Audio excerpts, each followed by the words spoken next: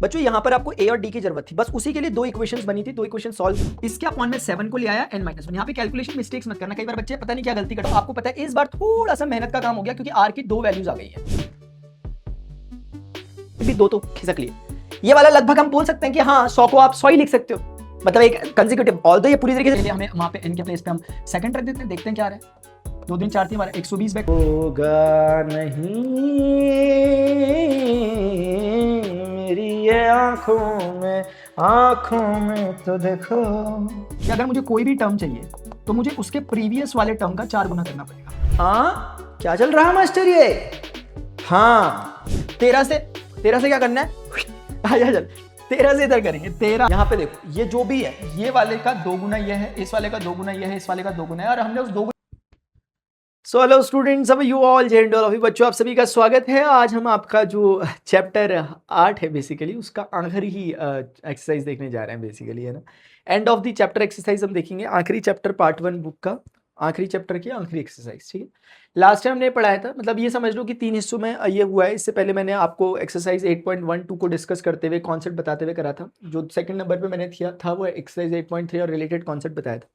आज third lecture बच्चों इसका होने वाला है यार, जिसमें हम end of the chapter exercise को फिनिश करेंगे। नया तो कुछ भी नहीं होगा, जो हमने ऑलरेडी पढ़ रखा है वही चीजें हैं, थोड़े अच्छे क्वेश्चन है अच्छे लेवल के, तो हम करते हुए चलते हैं, ठीक है यार, प्यार से करना। देखो प्लीज मेक श्योर कि चीजों को अच्छे से करो। मैंने आपने देखा होगा मैंने एक्सरसाइज 8.3 कराई तो डायरेक्ट नहीं कराई, पहले रिलेटेड कॉन्सेप्ट पढ़ाया, जीपी क्या होता है कैसे क्या होता है।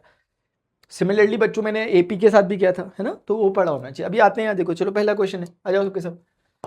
पहला क्वेश्चन क्या लिखा हुआ देखो, पहला क्वेश्चन लिखा हुआ यार कि ना master find the 31st term of an AP. AP का 31st टर्म बताना है। तो वैसे हम लोग ऐसे लिखते हैं टर्म को, अभी जैसे ए लिखते थे ना, तो चलो मैं ऐसे लिखता हूँ। 31st टर्म बताना है हमें एपी का, whose 11th term is given by 38 and 16th term मेरे भाई कितना दे रखा है आपको दीदी? 73 दे रखा है। अब सबसे इंपॉर्टेंट बात क्या है कि ये एक एपी है, ये एक एपी है सारी की सारी बात। तो हम जानते हैं in n AP T n बराबर कितना होता है? A plus N minus 1 into d. A की तो फॉर्मूला होता है यार, है ना। तो जब मैं लाइव में प्रैक्टिस करवा रहा हूँ इसके क्वेश्चंस, तो वहां पर आया करो। बीच बीच में कभी कभी टाइम मिलता है मुझे लाइव में आने का, तो मुझे नहीं पता आप कब देख रहे होंगे, क्योंकि मैंने प्लान कर लिया है। तो शायद आप लेट देख रहे होंगे, तो फिर हो चुका होगा लाइव, देखना लाइव सेक्शन में जाकर, या फिर लाइव में बैठना जो आगे शेड्यूल्ड है। ऐसे हम ढेर सारे क्वेश्चन करते हैं। एपी में एक ही फॉर्मूला है यार, T N is equal to A plus. अरे कोई रटने वाला फॉर्मूला नहीं है, मैं बार बार कह रहा हूं, हमें एकदम अंडरस्टैंडिंग होनी चाहिए। What do we mean by it? अगर आपको उसका मतलब नहीं पता, प्लीज कोई फायदा नहीं फॉर्मूला याद करके भी, फॉर्मूला अप्लाई करके भी, आंसर निकाल के भी, अगर आपको उसका ही मतलब नहीं पता। चलो अब आगे बढ़ते। तो बच्चों हमें दे रखा है एस टी 11 बराबर कितना दे रखा है? 73 ना। तो we can simply put here T 11 बराबर ए प्लस 11 माइनस 1। क्या मैं डायरेक्टली लिख सकता हूँ 10d? और ये क्योंकि इतना दे रखा था तो बच्चों can't I just right it like this. तो मेरे पास एक इक्वेशन यार ये बन गई, ठीक है ना। एक इक्वेशन मेरे पास ये बन गई, ये हो गई फर्स्ट इक्वेशन। अगेन बच्चों, अगेन मुझे किसके लिए देखना होगा यार? अगेन मुझे देखना है 16 के लिए। तो मुझे पता है टी 16 बराबर कितना निकलना चाहिए? ए प्लस 16 में से एक गया 15d। इस फॉर्मूले के रेफरेंस में भी और जनरल नॉलेज से भी हम समझते हैं 16 बराबर कितना हो गया? इसका ये आंसर इतना दे रखा है आपको, a प्लस 15t। तो आप देखो एक बात समझ रहे होंगे आप कि हो क्या रहा है? हो वही रहा है मास्टर जो हमने सेकंड चैप्टर पढ़ा था ना, लीनियर इक्वेशन। टू वेरिएबल तो नहीं था, इंट्रोडक्शन टू लीनियर इक्वेशन था। अब नेक्स्ट पार्ट जो है उसमें टू वेरिएबल्स को भी डील करना हम सीखेंगे, बट इतना बेसिक हमने सीखा था, दो इक्वेशन दो वेरिएबल को सॉल्व करने का एक बेसिक फंडा। जब ये a है ये भी a है, तो अगर घटा देंगे तो a हट जाएगा, सिर्फ d बचेगा। तो इतना बेसिक्स हमने सीखे हुए। और ये दोनों जगह मैंने 73 एक्चुअली गलत लिख दिया। T11 का आंसर कितना था? ये था, इट वाज 38। ये 38 है, मैंने दोनों जगह एक ही चीज लिख दी। ये 38 था, ये 38 है, और T16 वाला 73 था।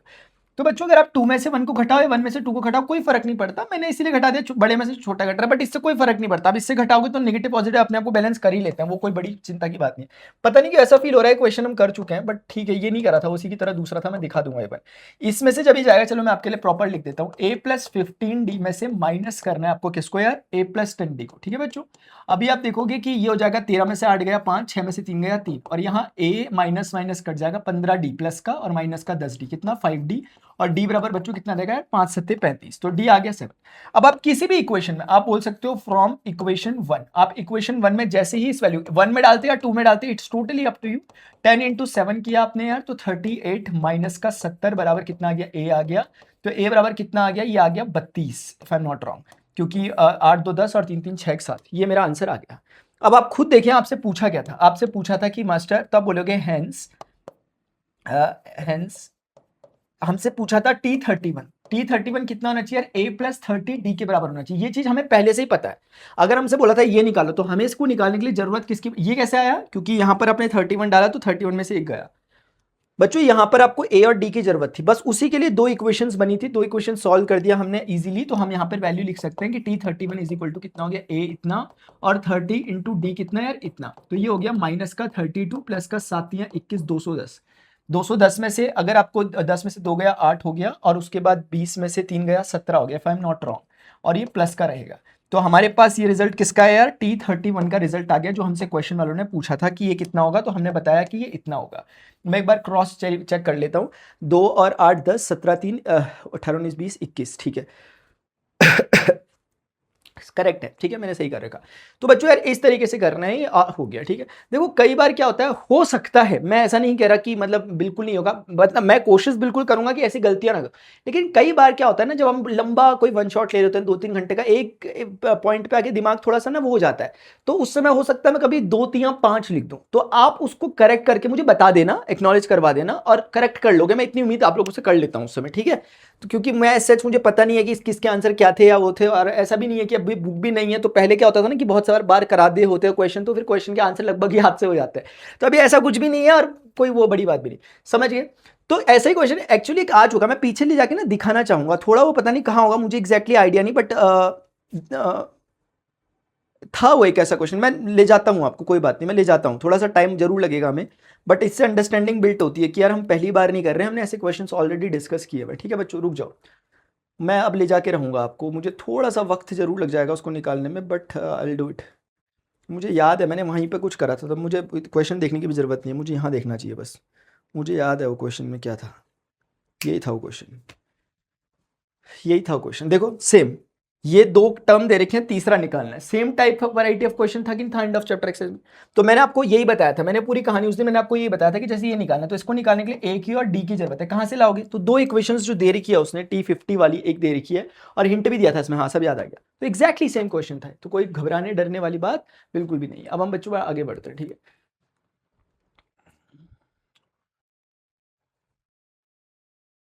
देखिए ठीक है, सेकंड क्वेश्चन बच्चों हमारे सामने है, डिटरमिन द एपी, क्या लिखा हुआ, determine the AP whose third term is 6।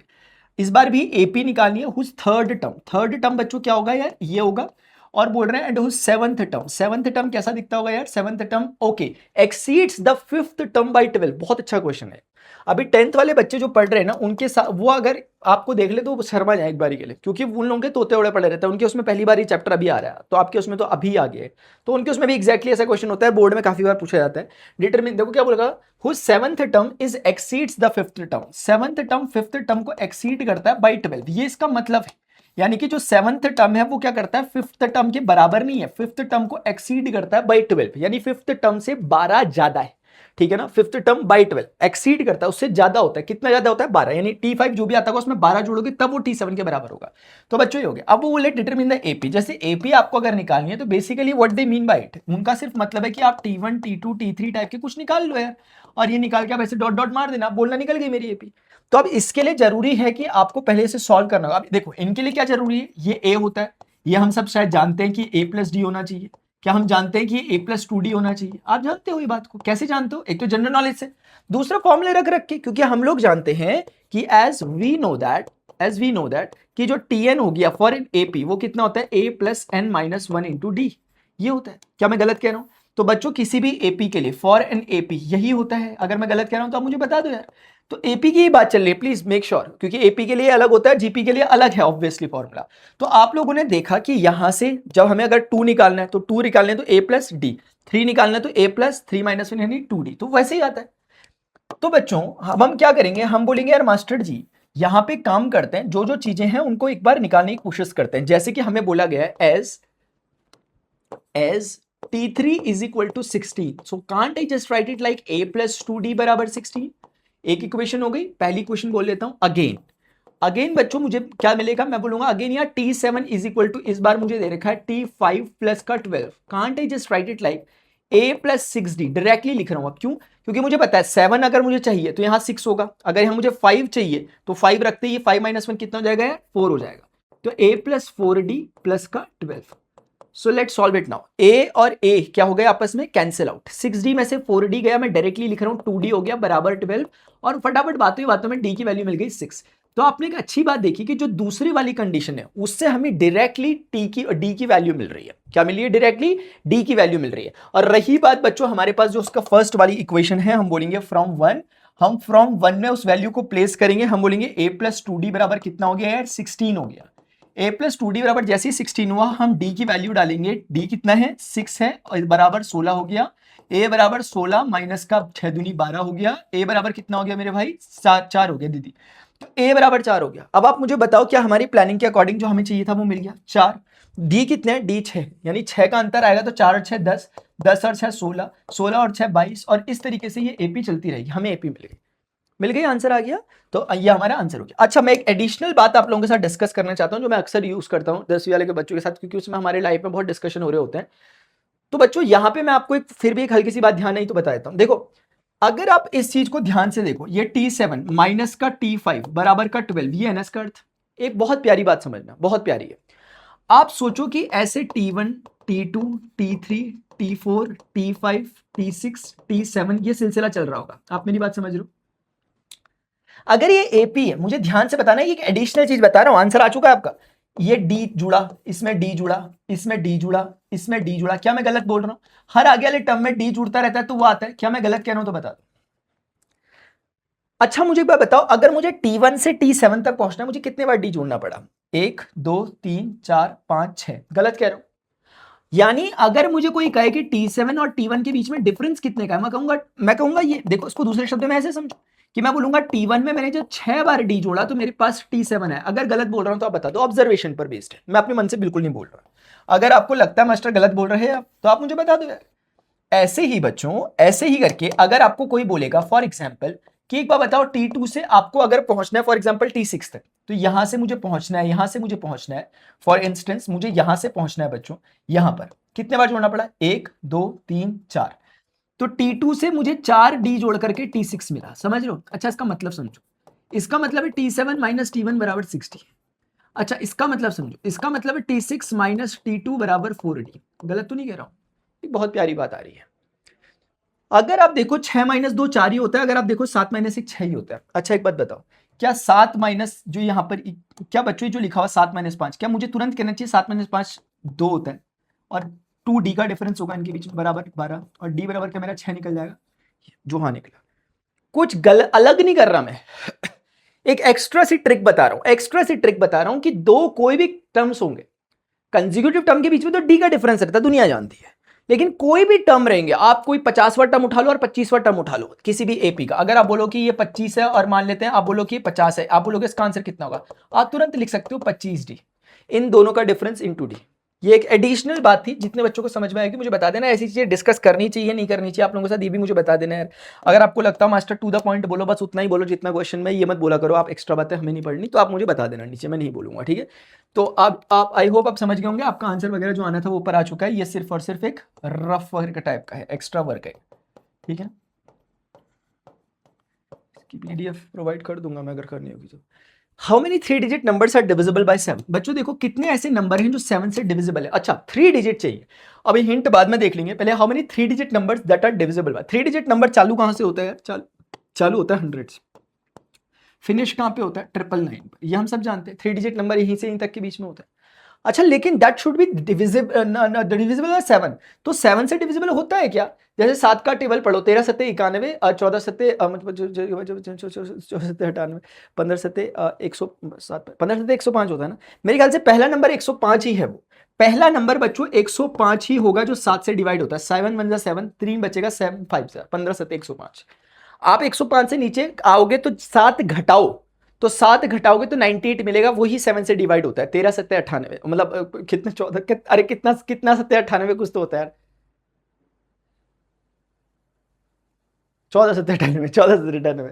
तो बच्चों जैसे मैं कहना चाह रहा हूँ कि जैसे 98 एक नंबर है, उसके बाद बंदे अपना अपना स्टाइल है यार, आप पता करो कैसे भी करके कि कैसे होगा। आप 100 से चलते हुए चलो, डिवाइड करते हुए 100 नहीं कटेगा, 101 नहीं कटेगा, 7 से 2 नहीं कटेगा, 103 नहीं कटेगा, 104 नहीं कटेगा, 105 कटेगा। अपना अपना स्टाइल है, आप ऐसे करके देख लो, बेसिक जो बताया। तो 98 के बाद अगला 105, ये सिर्फ रेफरेंस के लिए दिया कि इसके पीछे ये है। अब 105 में टेंशन नहीं है, अब 105 में 7 जोड़ो क्योंकि 7 का है, तो 112। अब यही होगा पक्का जो 7 से कटेगा। इसके बाद अगला पक्का 119 ही होगा जो 7 से कटेगा। अब आपको टेंशन नहीं लेना, 7 जोड़े। अब एक लास्ट देखना होता है, बस वो लास्ट वाले के बारे में। जैसे ये देखो, ये 7 से कटता है क्या? 999। अगर हम देखेंगे 7 1 जार 7, एक बचा, 2 गया, 7 चौको 28, एक गया, मतलब 7 चौको 28 का एक बचा, इसके आगे लगा 7 दूनी 14 और 5 बच गया, नहीं हो रहा। अभी हम देखेंगे 998, अपना अपना स्टाइल है बच्चों। 7 एकम 7 हो गया, 2 बचा, 7 चौका 28, एक बचा, 7 दूनी 14, नहीं हो रहा। अब आपको पता है मुझे हिंट मिल रहा है 994 के साथ वो काम हो रहा होगा, सीधे हिंट मिला मुझे यहाँ पे, क्योंकि मैं समझ गया कि 7 1 जार 7 होगा, 2 जा रहा है, 7 चौका 28 होगा, एक बचा, 7 दूनी 14 होगा। मुझे एकदम हिंट मिला कि बार बार क्या चीज की दिक्कत आ रही है, वहां पे उसको 4 कुछ चाहिए ना ऐसा, तो मैंने उसको 994 पे किया। आप प्लीज, ये कोई मैथ्स नहीं है बच्चों, कोई बहुत बड़ा गणित नहीं है कोई ये। जब तक आप समझे नहीं मैंने किया क्या, आपने आगे बिल्कुल नहीं बढ़ने का। इसमें एपी की कोई गलती नहीं है, बहुत बेसिक चीज हो रही है। अब मैं ज्यादा इसलिए नहीं बोला, हो सकता है आई गया और तुम बोलोगे फालतू का मास्टर इतनी छोटी सी बात क्यों बता रहे, इसलिए वास्तव में छोटी ही बात है, तो मैंने उसका पीछे हटा दिया, ये आगे। तो मुझे समझ में आ गया यार, यहां से लेके यहां तक के ये जो नंबर्स हैं, ये सारे के सारे हैं, they all are divisible by 7 and they all are 3 digit number. ये 3 डिजिट नंबर्स है, मतलब मैंने पता कर लिया 3 डिजिट, क्या पता, 3 digit numbers that are divisible by 7, 3 digit numbers that are divisible by 7, divisible by 7, 3 digit number जो 7 से डिविजिबल है बच्चों, उसकी हमने एक सीरीज तैयार करी। अब ये देखकर ही पता चल रहा है एपी में आपको कुछ भी पूछ ले, क्या पूछ रहे थे, हमारे 3 डिजिट नंबर्स आर डिविजिबल। अरे यार ये तो बहुत सिंपल है, ये कितने नंबर है यहां से यहां तक, आप बोलो फॉर एग्जांपल ये फर्स्ट नंबर है तो इसे T1 बोल देते हैं, फर्स्ट पोजीशन पे। ये T2 है, 2 नंबर थे, तीसरा नंबर T3 बोल दिया। मान लेते हैं यहां से यहां तक पूरे n नंबर्स थे, तो इसको nवां नंबर कह देंगे। फिर उसमें आप खुद बताओ, आप बोलोगे वी नो दैट मास्टर कि Tn बराबर a plus n minus 1 into D होता है। मैंने कहा बहुत सुंदर, आपने कहा ये होता है, मैंने कहा जी होता है। अब बच्चों यहां पर अगर आप ध्यान से देखोगे तो Tn हमें ऑलरेडी दे रखा है 994, A हमें दे रखा है 105 और N हमें निकालना है, और D हमें पता है 7 का डिफरेंस था सबके बीच में, आपको ही पता है, आपने 7 7 जोड़ के किया था आगे। तो बच्चों आप यहां पे क्या करोगे यार, आप बोलोगे मास्टर 994 में से 105 को हमने घटा दिया and we are left with 7 times n minus 1। I hope this is clear to everyone. अब आप देखिए 14 में से 5 गया 9 होता है, और 98 में से 88 हो गया, if I am not wrong. 9 5 14 और 88 10 98 और 99, गॉट इट। इसके अपॉन में 7 को ले आया n माइनस 1। यहाँ पे कैलकुलेशन मिस्टेक्स मत करना, कई बार बच्चे पता नहीं क्या गलती करते हैं अपने हिसाब से, यहाँ माइनस में ले आते हैं, पता नहीं क्या करते हैं, है ना। तो 7 1 जार 7 और उसके बाद बना 7 2 जार 14। आप देखिए प्लीज अपने हिसाब से कैलकुलेशन, 4 बचा, 7 7 जार तो कट गया। अब यहाँ कई बार बच्चे 127 लिख के आ जाते हैं, जबकि हमें पता है कि वो 1 को भी इधर लाना हमें चाहिए। तो हमारा बच्चों n कितना आ गया है 128। तो इस प्रकार से आप लोगों ने देखा कि इसका आंसर 128 है। इसका मतलब ऐसे 128 नंबर्स हैं टोटल। अगर मैं आपसे पूछूं कि आप मुझे इन सब नंबर्स का सम बता सकते हो, तो आपके लिए क्वेश्चन है, आप मुझे कर करके बताओगे। I hope this is clear to everyone. ठीक है बच्चों, अब हम आगे बढ़ते हैं। नेक्स्ट क्वेश्चन है, how many multiples of 4 in between. वैसे मैं आपको दे देना चाहिए था क्वेश्चन करने के लिए, बट स्टिल कोई बात नहीं, मैं कर लेता हूं। How many multiple of 4 lies between 10 and, अब देखो 10 के बाद पहला 4 का मल्टीपल 12 आता है, इसमें कोई बहुत ज्यादा सोचने वाली मेरे हिसाब से बात नहीं है। फिर उसके बाद 16 आता है, तो 4 4 जोड़ते रहने का। अब ऐसे करते करते, अब देखो 250 क्या 4 से कटता है, 4 छके 24, एक बचेगा नहीं करता, तो कौन हो सकता है फिर जो इससे करता हो। 4 छके 24, अगर एक बचा है उसमें एक, मुझे ख्याल आ रहा है कि अगर ये ऐसा होता, मतलब 200, इसको समझो एक बार 240 को, 4 छके 24 नहीं कट रहा, लेकिन जैसे ये 248 होता है कट जाएगा। 4 छक्के 24 और 4 दूनी 8। आपका बच्चों अपना कैलकुलेशन का स्टाइल हो सकता है यार, आप छक्के ना बोल के 6 जार बोलते होंगे, आप चौके ना बोल के 4 जार बोलते होंगे, तो आप अपने हिसाब से देखोगे। तो ये क्लियर कट समझ में आ रहा है 250 से छोटा, और इससे छोटा निकालना मुश्किल नहीं। अब 4 4 घटाते हुए चलो, पीछे आना है और आगे जाना है, तो 4 4 जोड़। अब वो कह रहे थे क्या, बोल रहे how many multiples of 4 like. फिर से यार वही बात है, इजी क्वेश्चन है, कितने लोग हैं ऐसे। मैंने कहा मास्टर जी एक काम करते हैं, इसको T1 बोलते हैं, एक हो गया, ये 2 लोग हो गए दूसरे नंबर पे, ऐसे 3 4 ऐसे मान लेते हैं, ये पूरा n लोग थे, तो ये nवें नंबर पे इसकी काउंटिंग, तो n। फिर again what we will say, we know that हम बोलेंगे यार देखो tn बराबर बच्चों a plus N minus one into D हो गया। प्लीज आराम से करना है बच्चों, ठीक है ना, आराम से करना। जब तक खुद को डाइजेस्ट नहीं हो रहा, ऐसे जबरदस्ती नहीं कि ऐसे ही करना है। जैसे मैं क्या करता था कभी बचपन में जब नया नया पढ़ता था, तो मैं अरे यार मैंने सोचा था हाँ पूरी ठंडी हो गई। मेरे गले में थोड़ा वो हो रहा था ना, मैंने सोचा था कॉफी गरम गरम पीऊंगा, पूरी ठंडी हो गई। ओहो। तो बच्चों मेरी बात समझ में आ रही है आपको? मैंने क्या कहा? मैंने कहा ना कई बार हम सोचते हैं कि ना ऐसे करना। मैं आपके कमेंट्स भी देखता हूँ कई बार, तो मुझे बड़ा सेंसिटिव कमेंट्स रहते हैं वो वाले, क्योंकि बच्चों को लगता है कि ऐसे ही करना था, ऐसे नहीं कर सकते। तो वो सोचते हैं तरीका नहीं, ऐसा नहीं है। आपको जैसे भी लग रहा है वो लॉजिकली करेक्ट होना चाहिए, पर वो कैसे भी होता रहेगा। मतलब अगर मैं कह रहा हूं कि नहीं ऐसे नहीं करना, तो मुझे बताना पड़ेगा क्यों नहीं करना, उसका लॉजिक क्यों गड़बड़ हो रहा है। ये ऐसा नहीं कि भाई ऐसे नहीं करना, क्यों नहीं करना, क्योंकि नहीं करते तो इसलिए नहीं करना। ये क्या है भाई? हाँ ना, चलो हटा साउंड की घटा, इधर देख चल। टीएन का मतलब हो गया 248, ए मतलब कितना हो गया 12, प्लस का एन हमें निकालना है, डी मतलब 4, क्योंकि 4 4। आप मुझे बताओगे इंक्रीजिंग एपी कि डिक्रीजिंग एपी, बताना मुझे जरा। 248 में से 12 गया, 4 टाइम्स एन माइनस, तो 48 माइनस 12 36 होता है, हम जानते हैं, क्योंकि 12 36 से 48 होता है। समझे आप मैंने क्या बोला? अभी आप नहीं समझेंगे मैंने क्या बोला। मैंने कुछ बोला था। तो यहाँ पे 236 के अपॉन में बच्चों 4 हो गया यार, यहाँ पर n माइनस 1 हो गया। 4 एकम 4 पंजे 20, 3 इसके आगे लगा, 4 नमा 36। वो 1 को बच्चों में इस बार एक लाइन बचा दी मैंने अपनी, मैं डायरेक्टली यहाँ ले आया।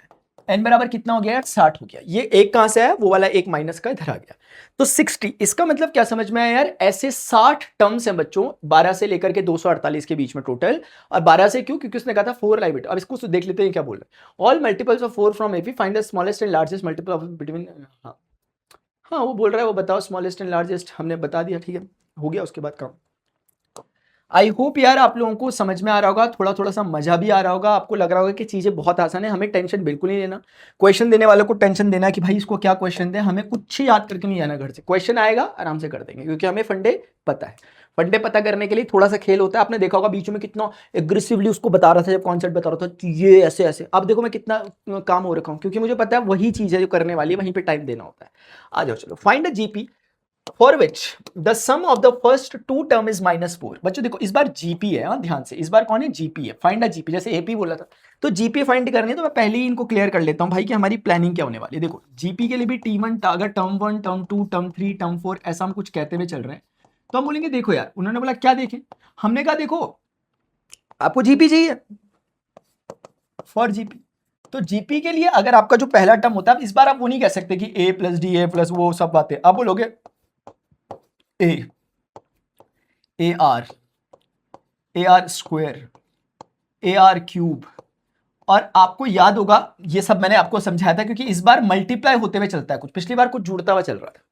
तो a into A are square into A R cube, और फाइनली कितना देगा बच्चों? A are N minus 1। Why is it so? क्योंकि जौन सा नंबर का टर्म होता है उससे एक कम, 3 से 2 है, 2 का 1 है, 4 का 3 है, तो n का n माइनस 1 होता है। ये जनरल टर्म का भी मैंने आपको फॉर्मूला, तो लगे हाथ मैंने आपको ये बताने की कोशिश कर दी कि Tn बराबर a की पावर आर एन माइनस 1 होता है फॉर जीपी। एपी के लिए तो हमें पता है a plus N minus 1 into D होता है, लेकिन जीपी के लिए भी हमने फटाफट से क्या कर दिया बच्चों, अपने लिए निकाल भी दिया चीज, जिसका हमें इस्तेमाल होगा। अब देखते हैं क्या। Find the GP for which the sum of the first two term, जैसे पहला टर्म ये होगा, अगर जीपी ऐसी है, ये ए आर क्यूब ऐसे ऐसे कर, I am sorry, a are square, और ऐसे करते करते a are N minus 1 be a GP, be a GP. हमने बच्चों ऐसा सपोज किया, लेट की be a GP, let a comma a are square GP. बोले find a GP for which the sum of the first two terms a plus a r, ये दो term का जो सम है, इज -4। देखो मैंने आपको सम का फॉर्मूला वैसे बताया नहीं जीपी में भी, क्योंकि मेरे सारे क्वेश्चन बिना बताए हो गए थे। अगर जरूरत पड़ेगी तो मैं बता दूंगा, जैसे एपी का सम होता था, अगर जरूरत पड़ेगी तो मैं बता दूंगा, नहीं पड़ेगी तो मैं नहीं बताऊंगा, ठीक है। बोल रहे हैं and the fifth term is, fifth term बच्चों देखो, फिफ्थ टर्म अगर वो बोल रहे हैं तो फिफ्थ टर्म कितना है? बोल रहे हैं fifth term is 4 times the third term. Got it? अब ध्यान से देखो, इसको तो आपने लिख दिया, मतलब आप इसको ऐसे भी लिख सकते थे स्टार्टिंग में, मतलब इन्होंने जब आपसे क्वेश्चन बोला था कि जो शुरुआती दो टर्म है उनका सम इतना है, तो आप इसको ऐसे भी लिख सकते थे शुरुआत में कि जो टर्म 1 और टर्म 2 है वो -4 है, ऐसा। फिर आप उसको ऐसा करके सॉल्व करते, क्योंकि आपको पता था। ऐसे ही जैसे इन्होंने इस बार ये लिखा है, आप लिख सकते हो T5 का मतलब आप बोलोगे AR4, क्योंकि आपको पता R की पावर 4, क्योंकि जौन सा टर्म होता है उससे एक कम होती है पावर, बराबर 4T3। T3 का मतलब बच्चों कितना हो गया, AR की पावर 2, ये हो गया। तो ये आपके पास यार पहली इक्वेशन हो गई, और बच्चों ये आपके पास क्या हो गई, दूसरी टाइप की इक्वेशन हो गई, दो equations. Now we need to solve. A और आर दो ही वेरिएबल है, दो ही इक्वेशन है, और अगर हमें मिल गई तो हम फटाफट वैल्यू रख करके ए आर के आंसर निकालें। अच्छा, जैसे इस वाली को अगर मैं थोड़ा सा सॉल्व करूं तो मुझे दिख रहा है कि ए तो दोनों से कैंसिल आउट हो रहा है। रही बात R4 की, तो R4 को भी मैं समझ सकता हूं कि R4 के अपॉन में वो R² को ले आया, and I am left with 4 only. और बच्चों नेक्स्ट स्टेप में बोल सकता हूं कि हाँ R² बचा, ये हो गया 4, और मैं बोल सकता हूं R बराबर हो गया +- 2। ठीक है, एक्चुअली क्या होता है मैं आपको इसका स्टेप बताता हूं, कई बार बच्चों को कंफ्यूजन रहता है, इसलिए R बराबर रूट के अंदर 4 आएगा ± ऐसे। तो R बराबर √4 का आंसर कितना होता है 2। तो एक बच्चों गलती ध्यान रखना, बच्चे करते हैं कई बार, जैसे उनसे पूछा √4 का आंसर क्या है तो कहते हैं +- 2, बिल्कुल गलत है, ये नहीं होता। रूट का आंसर हमेशा पॉजिटिव आता है, ये प्लस माइनस रूट के आगे पहले से लगा है, 4 का रूट नहीं हुआ +- 2। अभी हल्के में बता दिया मैंने, बाद में कारण बता दूंगा इसका, आई होप आप समझोगे मेरी बात, मैंने कहा क्या, समझ गए बात को। ये बताना चाह रहा हूं कि ये रॉन्ग है मतलब रॉन्ग कहना चाह रहा हूं यार, कहीं पता चला नोट्स में ये याद करके बैठ गया, ऐसा होता है। ठीक है, तो बच्चों आप समझ रहे होंगे आर आपका कितना आ गया है +- 2। अब आर जैसे इस बार ये आ गया, तो आपको पता है इस बार थोड़ा सा मेहनत का काम हो गया, क्योंकि आर की दो वैल्यूज आ गई है। तो एक काम करते हैं यार, देखो जरा, हम बोलेंगे फ्रॉम 1, जैसे हम अभी तक कर रहे थे कि उसकी वैल्यू निकाल के डी की डाल रहे थे कहीं पे, तो हम देखेंगे 1 को हम ऐसा बोल सकते हैं A1 + R बराबर -4, ए कॉमन लेके। तो A बराबर कितना निकल रहा है, -4/1 + R। बच्चों अब यहां से दो पॉसिबिलिटीज हमारे पास निकल जाएंगी। एक कौन सी, एक निकलेगी यार कि R बराबर अगर 2 होगा तो क्या होगा, और R बराबर एक बार -2 होगा तो क्या होगा। जैसे ही R बराबर आप 2 रखेंगे, 1 + 2 कितना होता है 3, तो A बराबर कितना हो गया -4/3। और जैसे ही बच्चों आप R बराबर -2 रखोगे तो 1 - 2 कितना होता है -1, और माइनस से कट जाएगा, A बराबर +4। ठीक है, तो मेरे पास जो पॉसिबल रिजल्ट्स आए मेरे पास बच्चों जो पॉसिबल रिजल्ट्स आए वो आए हैं इधर 4 2 जार 8, फिर 12, फिर उसके बाद 16, ऐसा करके मेरा ये सिलसिला चल रहा है। एक जीपी तो मेरी ये बनी है, यानी कि पहला टर्म 4 है और -2 से मल्टीप्लाई होते रहना, -2 से मल्टीप्लाई होगा तो अल्टरनेटिवली सिंबल चेंज होंगे, एक बात। या फिर बच्चों आपके पास दूसरी, क्योंकि दो तरह की जीपी फॉर्म हो रही है इसमें, क्योंकि आर की दो पॉसिबल वैल्यूज थी। दूसरा काम मैं ऑल दो आपके लिए छोड़ने के मूड में हूं वैसे, ए बराबर मैं एक बार ना क्रॉस चेक कर लेता हूं क्या मैंने ये सही लिखा हुआ है -4/3। अगर आर को मैंने +2 यहां पर लिया, 1 और 2 3 ही होता है, -4/3 बिल्कुल सही लिखा हुआ है। तो यहां पर जो मेरे हिसाब से आ रहा है वो आ रहा है -4/3, -4/3 आर से मल्टीप्लाई होगा -8/3, फिर -8/3 जो मल्टीप्लाई होगा 2 से -16/3। इस तरीके से जा रहा है बच्चों। यार तुम लोग मुझे कंफर्म करोगे कि मास्टर सही है कि गलत है कि क्या है, कि तुम्हें पढ़ाना ही नहीं आ रहा है, ऐसा कुछ बता देना, ठीक है। तो इस तरीके से बच्चों मैंने देखा कि इस वाले में तुम्हें देख रहा होगा 2/3 से we are keep on multiplying it by 2 only, 2 से, और वो भी हाँ 2 से हम मल्टीप्लाई करते हुए चल रहे हैं, तो एक जीपी बन रही है, ठीक है। और नीचे ऊपर वाले में हम देख रहे हैं कि माइनस के 2 से मल्टीप्लाई करते हुए चल रहे हैं, तो एक जीपी बन रही है। आई होप यार this is clear to everyone, ठीक है बच्चों। अब हम आगे बढ़ते हैं देखो ये बहुत सुंदर क्वेश्चन है बच्चों, बहुत सुंदर। मुझे नहीं पता, मैं मार्क नहीं करके आता है स्टार क्वेश्चन है या कैसा क्वेश्चन है, वो फिर स्टार को बोलते हैं कि एग्जाम में नहीं आएगा तो बच्चे पढ़ते नहीं। लेकिन कुछ क्वेश्चन होते हैं बच्चों जो ना जान होते हैं, यार कुछ कट रहा है क्या साइड से, यहाँ से थोड़ा सा कट रहा है ना, बट फिर भी विजिबिलिटी तो है। तो बच्चों अगर आप देखोगे तो ना कोई टेंशन नहीं लेने का, यहाँ पर लिखा हुआ क्वेश्चन बहुत अच्छा है, इसको प्रॉपर टाइम दें। अगर आप, मुझे नहीं पता इसमें स्टार है, अगर आप लोगों को सोचना है कि यार छोड़ना, अगर बाई चांस अगर इसमें स्टार है पेपर में नहीं आएगा छोड़ देते हो, आगे बढ़ जाओ। लेकिन अगर कोई बच्चे यहाँ बैठे हुए हैं कि मास्टर हमें समझना है इस क्वेश्चन को, और ध्यान से समझना एक एक लॉजिक को, क्योंकि मैं बोल के इसे 1 मिनट में भी जा सकता हूँ और मैं ही इस पर एक अच्छा खासा टाइम भी लगा सकता हूँ, ताकि हर एक चीज क्लियर हो। तो मैं दूसरी वाली बात को फॉलो करता हूँ, हर एक चीज क्लियर हो, टाइम लग जाए भले, आ जाओ। Find all possible values of expressing 100 as the sum of the consecutive natural number. सबसे पहले इसका मतलब समझो, कहना क्या चाह रहा, ये कहना चाह रहा है कि 100 को ऐसे रिप्रेजेंट करो कि कुछ कॉन्जिक्यूटिव नंबर्स के सम के वो बराबर हो। समझ रहे हो इसका मतलब क्या है? इसका मतलब ये है, जैसे फॉर एग्जाम्पल मतलब अभी मुझे नहीं पता, मतलब ऐसे ही कोई कंसेक्यूटिव टर्म्स, अभी मैं बाद में जब आएगा आंसर निकलेगा तो हम और डिस्कशन भी करेंगे, बट कंसेक्यूटिव मतलब एक के बाद एक, क्रमागत, एक के बाद दो, दो के बाद तीन है, ऐसे करके उनका सम करने पर 100 आ जाए, ऐसे बताने आपको कितने पॉसिबल वेज हैं। आप मेरी बात समझ तो नहीं रहे, अभी समझाता हूं थोड़ी देर बाद, मैं समझाता हूं, अभी रुक जाओ, मैं कुछ एग्जांपल लेके समझाना चाह रहा था, बट अभी एग्जांपल से नहीं, डायरेक्ट क्वेश्चन से ही समझते हैं, ठीक है, धीरे धीरे स्टेप वाइज करेंगे, आराम से आ जाओ शांति से। बच्चों आपने बोला लेट दोस क्या sum of consecutive, they should be consecutive and natural numbers, let those consecutive natural numbers b। मैंने बोला मान लेते हैं वो consecutive natural number है a plus 1, a plus 2, a plus 3, गलत बोल रहा हूं तो बोल दो। a अगर वो पहला नेचुरल नंबर, वो एक भी हो सकता है, दो भी हो सकता है, 25 भी हो सकता है, हमें नहीं पता, बट उसके बाद सारे कंसेक्यूटिव हो कि उसमें एक एक एक एक जुड़ते हुए चले। अच्छा एक बात बताओ बच्चों, ऐसे करके अगर मान लेते हैं nवें नंबर का देखना है, तो ये पहले नंबर का है, दूसरे नंबर का एक है, तीसरे नंबर का दो है, चौथे नंबर का तीन है, तो nवें नंबर का होगा तो एक कम कर दूं क्या? ये कोई मुश्किल है? जौन से नंबर का था उसमें से एक कम कर दिया, ये चौथे नंबर का था इसलिए 3 लिखा, तीसरे नंबर पे था 2 लिखा, दूसरे नंबर पे था 1 लिखा, nवें नंबर पे तो n माइनस। यानी मैं कह रहा हूं कि लेट दोस n, मैंने उन नंबर्स को बोल दिया कि मान लेते हैं वो n है संख्या में, तो ये n है, इनकी काउंटिंग कितनी है? n है। तो मैं आपको थोड़ा सा और क्लैरिटी देता हुआ चलता रहता हूं, t1 ये t2 को, ये t3 को, ये t4 को, और ऐसे करते करते बच्चों ये tn को रिप्रेजेंट कर रहा है। I hope this is clear to everybody. अब हम आते हैं इस क्वेश्चन को सॉल्व करने के उस पर कि यार भाई करना क्या है इसमें। बहुत इंटरेस्टिंग क्वेश्चन है मेरे हिसाब से, इसलिए मैं जल्दीबाजी नहीं करना चाहता, मैं बहुत आसानी आराम से आपको समझाना चाहता हूँ। थोड़ा सा इसको, ठीक है बच्चों लिखा हुआ। अब देखो, अब आप बोलोगे यार इनका जो सम होना चाहिए वो कितना होना चाहिए? क्वेश्चन ने क्या बोला? वो 100 होना चाहिए। आप बोलोगे master a plus 1 plus a plus 2, ऐसे करते करते मास्टर जी ये पूरा का पूरा अगर मैं a प्लस n माइनस 1 तक करूं, दैट शुड बी 100। ये क्वेश्चन क्या है? क्वेश्चन की डिमांड है कि जो भी नंबर आपने सपोज किया उनका सम 100 होना चाहिए। मैंने कहा ठीक है जी। अच्छा एक बात बताओ, क्या ये सम करने के लिए मैं कर सकता हूं सम? बिल्कुल कर सकता हूं, क्योंकि it is forming an AP. क्या ये एपी नहीं बन रहा? कंसेक्यूटिव टर्म एक एक का डिफरेंस आ रहा है, d1 है इसका। हाँ अच्छा, इस एपी में मुझे फर्स्ट टर्म और लास्ट टर्म डायरेक्टली पता है, तो मैं या तो देखो दो टाइप के फॉर्मूले यूज कर सकते हैं, तो n/2 2 into a plus n minus 1 into d, उससे भी आएगा। और मैंने आपको बता रखा है कि मैंने आपको बता रखा है कि उसी का दूसरा पार्ट जो उसी से निकलता है वो है कि फर्स्ट टर्म और लास्ट टर्म को जोड़ दो और n/2 से डिवाइड कर, मल्टीप्लाई कर दो। टोटल कितने नंबर है? n। हमने पहले ही डिफाइन किया कि भाई 1 2 3 ऐसे करके n थे, तभी वहां nवा टर्म। तो ये अगर टोटल n टर्म से तो ऐसा दिखने लग जाएगा। गलत कह रहा हूं तो बता दीजिए। अच्छा फर्स्ट टर्म क्या है बच्चों? ये। और फाइनल टर्म कितना है यार? ये। कुछ भी गलत किया हो तो आप मुझे बता दो। मैं बार बार कह रहा हूं, मैं यहाँ पे n/2 2a plus n minus 1 into D वाला फॉर्मुला भी रख सकता हूं, आप रख के देखो।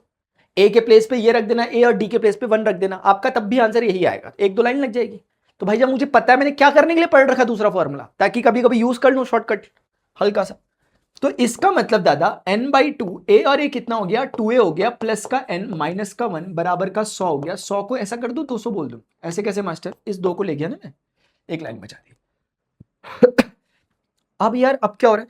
अब अगर आप लोग थोड़ा ध्यान से देखो बच्चों, ध्यान से देखने वाली चीजें हैं यहाँ पर। मैं पहले ही कह रहा हूं क्वेश्चन को पूरी इज्जत देना, ये क्वेश्चन डिजर्व करता है पूरी इज्जत, ठीक है ना? पूरी इज्जत डिजर्व करता है क्वेश्चन।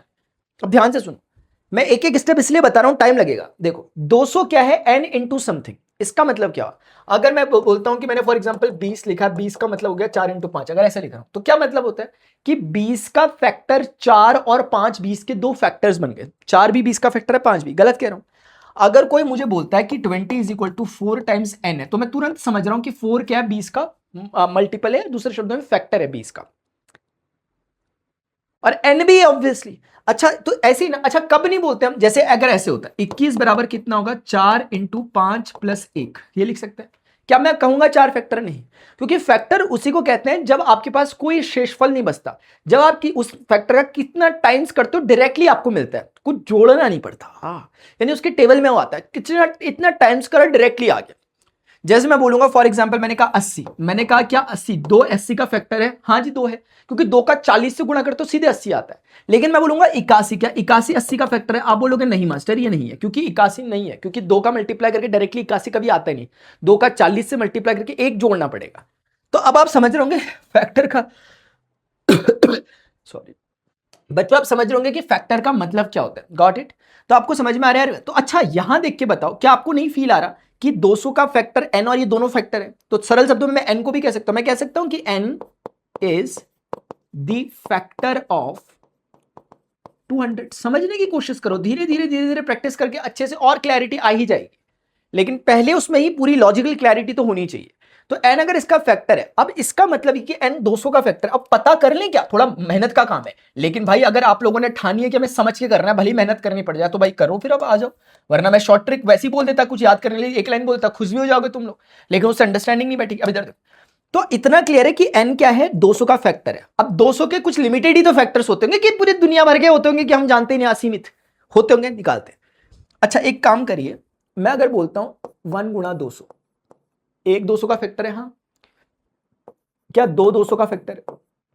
3 नहीं है, 4 पंजे 20, 5 इंटू 40, 6 नहीं होगा, 7 नहीं होगा, 8 होगा, 8 इंटू 25 अट्ठे 200, 9 नहीं होगा जी, 10 होगा, 10 इंटू 20, 11 नहीं होगा जी, 12 नहीं होगा जी, 13 नहीं होगा जी, 14, मतलब डिवाइड नहीं कर रहे इसे को, 15 भी नहीं कर रहा, 16 भी नहीं कर रहा, 17 भी नहीं कर रहा, 18 भी नहीं कर रहा, 19 भी नहीं कर रहा, 20 भी कर रहा, 20 कर रहा, 20 कर रहा। बच्चों इसके बाद देखो, अब अपनी कहानी को उल्टा घुमा दो, क्योंकि आप यहां से 1 2 4 5 8 10 तक पहुंचे ना, और यहां पे आप कैसे पहुंच रहे हो, ये तो यहां का जो 20 है वो यहां आ गया, जो सेकंड नंबर पे तो फर्स्ट पे आ गया, इसका मतलब अब रिपीटेशन होगा, यानी आप ऊपर चलने लग जाओ। 25 यहां 25 होगा, फिर ये 40 होगा, फिर ये उसके बाद मतलब ये 50 होगा, 100 होगा। तो अब लिखने की मुझे नहीं लगता मुझे एज सच रिक्वायरमेंट है, क्योंकि वो रिपीटेशन हो गया, वो रिपीटेशन हो गया। I hope this is clear to everyone. यानी मैं अगर फैक्टर्स बनाने पे आऊंगा, मैं कहूंगा फैक्टर्स ऑफ, ये बहुत बेसिक सी बात लिख रहा हूं वैसे मैं सबके साथ, बट ठीक है, 1 2 4 1 2 4 5 और सर जी क्या है 8 10 20, 8 10 20 और 20 के बाद फिर क्या 20 के बाद ये 25 भी होगा, 40 भी होगा, तो उसे अलग से लिखा 25 40 और क्या होगा सर जी 50 होगा, 100 होगा और 200 हो सकता है कोई छूट गया तो आप मुझे बता देना। मैंने मेक श्योर किया कि जितने होते हैं वो सबके सब मैं यहां पर लिखूं। तो 1 2 4 5 8 10 20 25 40 50 100 200 मेरे हिसाब से ये लोग इसके क्या हैं बच्चों, फैक्टर्स।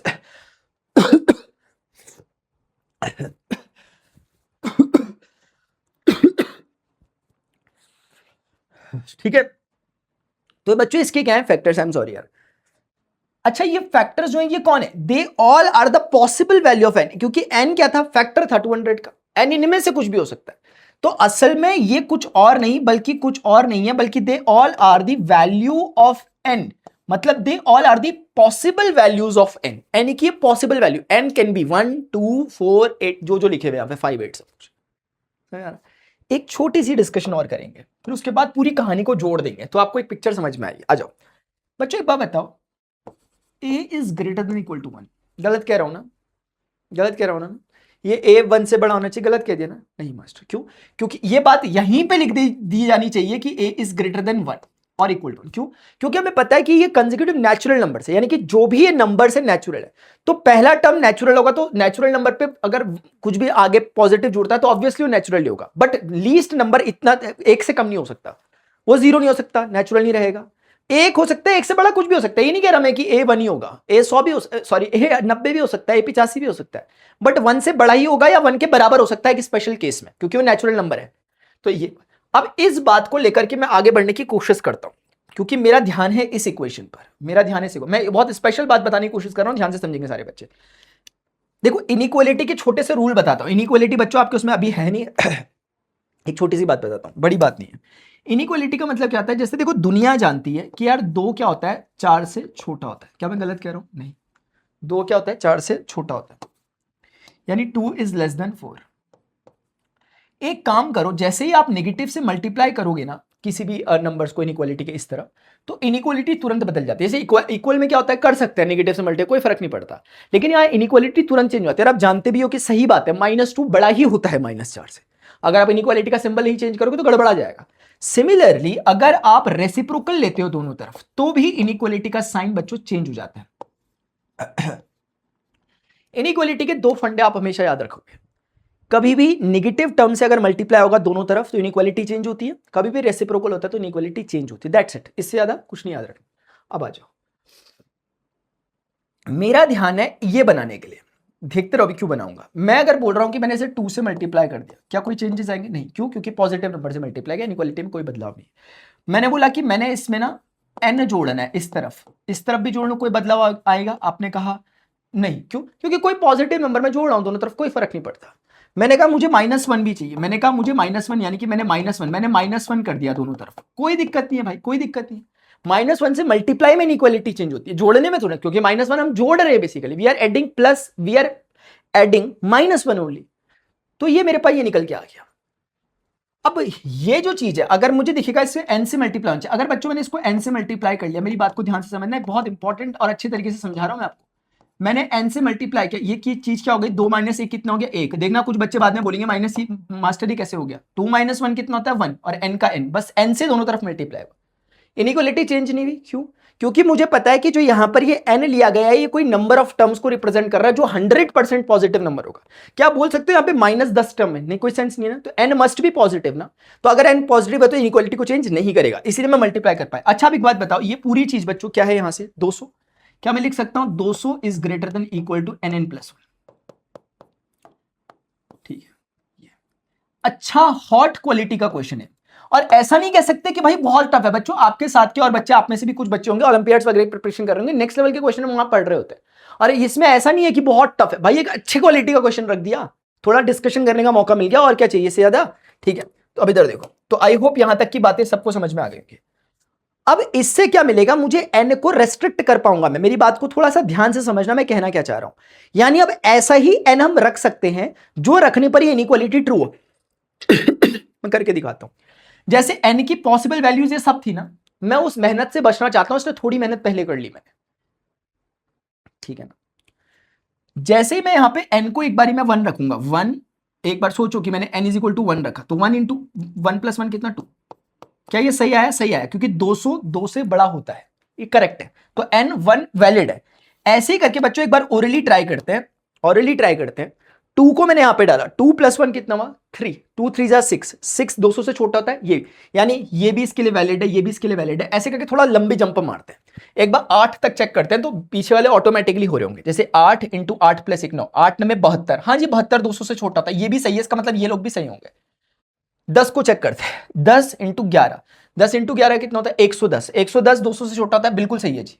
20 पे आते हैं, 20 रखते हैं 20 के प्लेस, क्योंकि हमें पता है पॉसिबल वैल्यूज ऑफ n यही है ना, तो हम जैसे ही n को 20 रखते हैं, 20 + 1 21 × 20 420, 420 200 से छोटा नहीं होता, गड़बड़ आ गया। अब ये गड़बड़ आ गया तो इसके आगे के सारे गड़बड़ आ रहे होंगे, आप चेक कर लेना। इससे आपको पता है क्या पता चला? हमने देखो, अब मैं दोबारा आता हूं क्वेश्चन पे, मैंने यहां से सिर्फ ये पता करा इस इक्वेशन से पहले देख करके कि यार n हो ना हो कोई ना कोई 200 का फैक्टर है। n को मैंने ऐसे पता किया, नंबर एक बात कि n हो ना हो कोई 200 का फैक्टर है, लेकिन 200 के फैक्टर्स तो इतने सारे हैं, तो ठीक है आप चेक करते रहो फिर एक एक करके। लेकिन फिर मैं दोबारा आया, मैंने बोला यार वो सब बातें लेकर के आया कि a is greater than equal to 1 as a belongs to natural number. ये बिलोंग्स टू का सिंबल है, जो बच्चे सेट्स पढ़ चुके हैं एडवांस मैथमेटिक्स में मेरे साथ उन्हें पता है, तो कोई नेचुरल नंबर है, तो वहां से मैंने तिगड़म तिगड़म लगाई और मैंने n पर एक इक्वल वो फिक्स कर दिया, n की एक लिमिट लगा दी।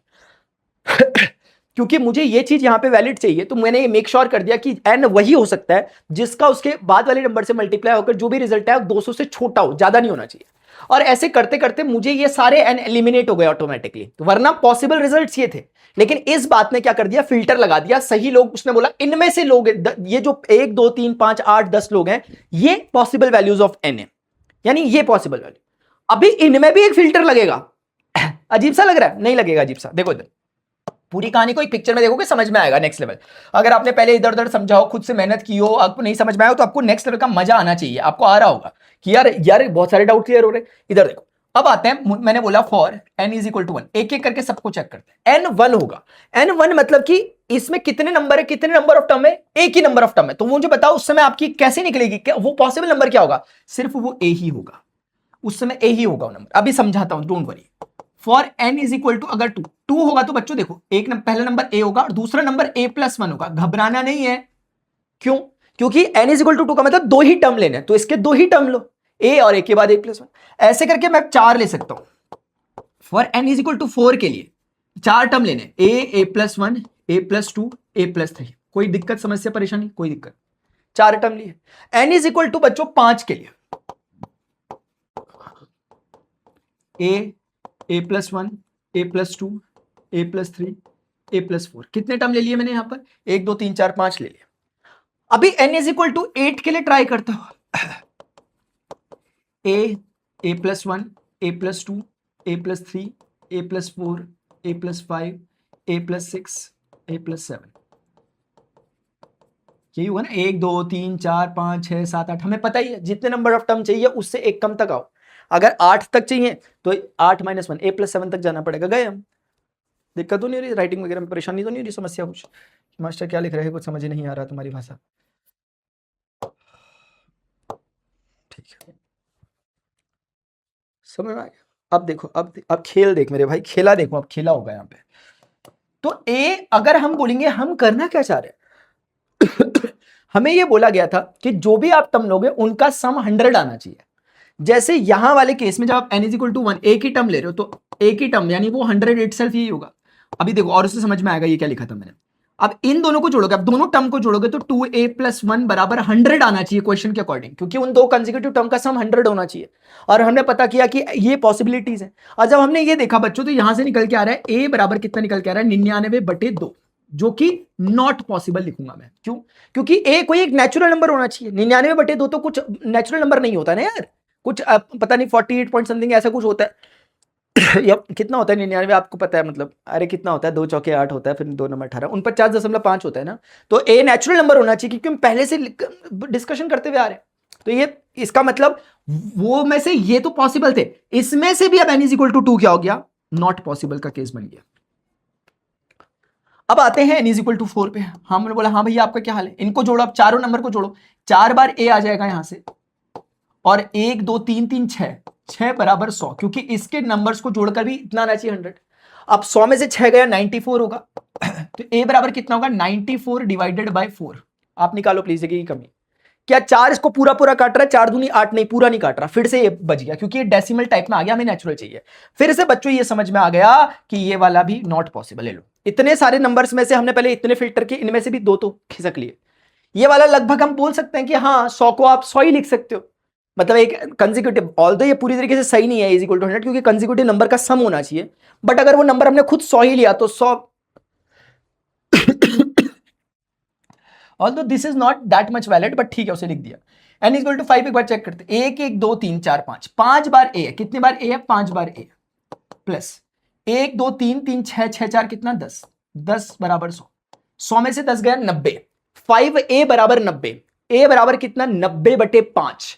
5 एकम 5 और 4 5 8 18। बच्चों इस बार a का रिजल्ट कितना आ रहा है? 18 आ रहा है, जो कि वैलिड है, क्योंकि 18 हो सकता है कोई नेचुरल नंबर। ये वाला पहला ऐसा नंबर निकला अभी तक जो वैलिड हुआ। एक बार 5 के बाद 8 को ट्राई करते हैं। 8 बार a आएगा इसमें तो अनडाउटेडली, प्लस 1 2 3 3 6 4 10 5 15 6 21 21 7 28 बराबर कितना? कितना होना चाहिए थे? 100 ना। अच्छा 80, 100 में से 28 गया कितना होता है? 100 में से 8 गया 92, 92 में से 10 गया 82, 72, if I am not wrong 72। और 72 होता है बच्चों a बराबर कितना हो गया? 8 में 72, फिर से वैलिड, फिर से भाई वैलिड हो गया। इस पूरी कहानी में भी पता चला जो वैलिड लोग हैं वो है, एक तो n = 1 अगर आप समझ रहे हो तो एक बारी के लिए, दूसरा n = 5, n = 8। There will be only 3 possible ways. इतने सारे, पहले तो हमारे पर बड़ा अजीब सा जाल बना हुआ था, फिर हमने उसको थोड़ा सा रेक्टिफाई किया, हम यहां तक पहुंचे। हमने कहा इतनी पॉसिबिलिटीज, उस पॉसिबिलिटी पे भी ये वाली एलिमिनेट हो गई, क्योंकि हमें पता था कि n इस तरीके से रखना है कि वो यहां है। अब उसमें से भी हमने देखा कि कुछ रख करके a वैलिड ही नहीं हो रहा, तो लास्ट में हमारे पास n = 1, n = 3, सॉरी n = 5 और n = 8, ये 3 पॉसिबल नंबर्स आए। मतलब मैं आपको फाइनली समझा देता हूं हुआ क्या। अरे यार ये किसने करा? नहीं नहीं नहीं नहीं, ये कब हो गया था? लेट कुछ अच्छा तो लिखा था मैंने यहाँ पे। एक तो मैं खुद क्या लिखता, घर से रट्टे मार के आता हूँ ना मेरे भाई, भूल गया मैं क्या लिखा था। लेट दोज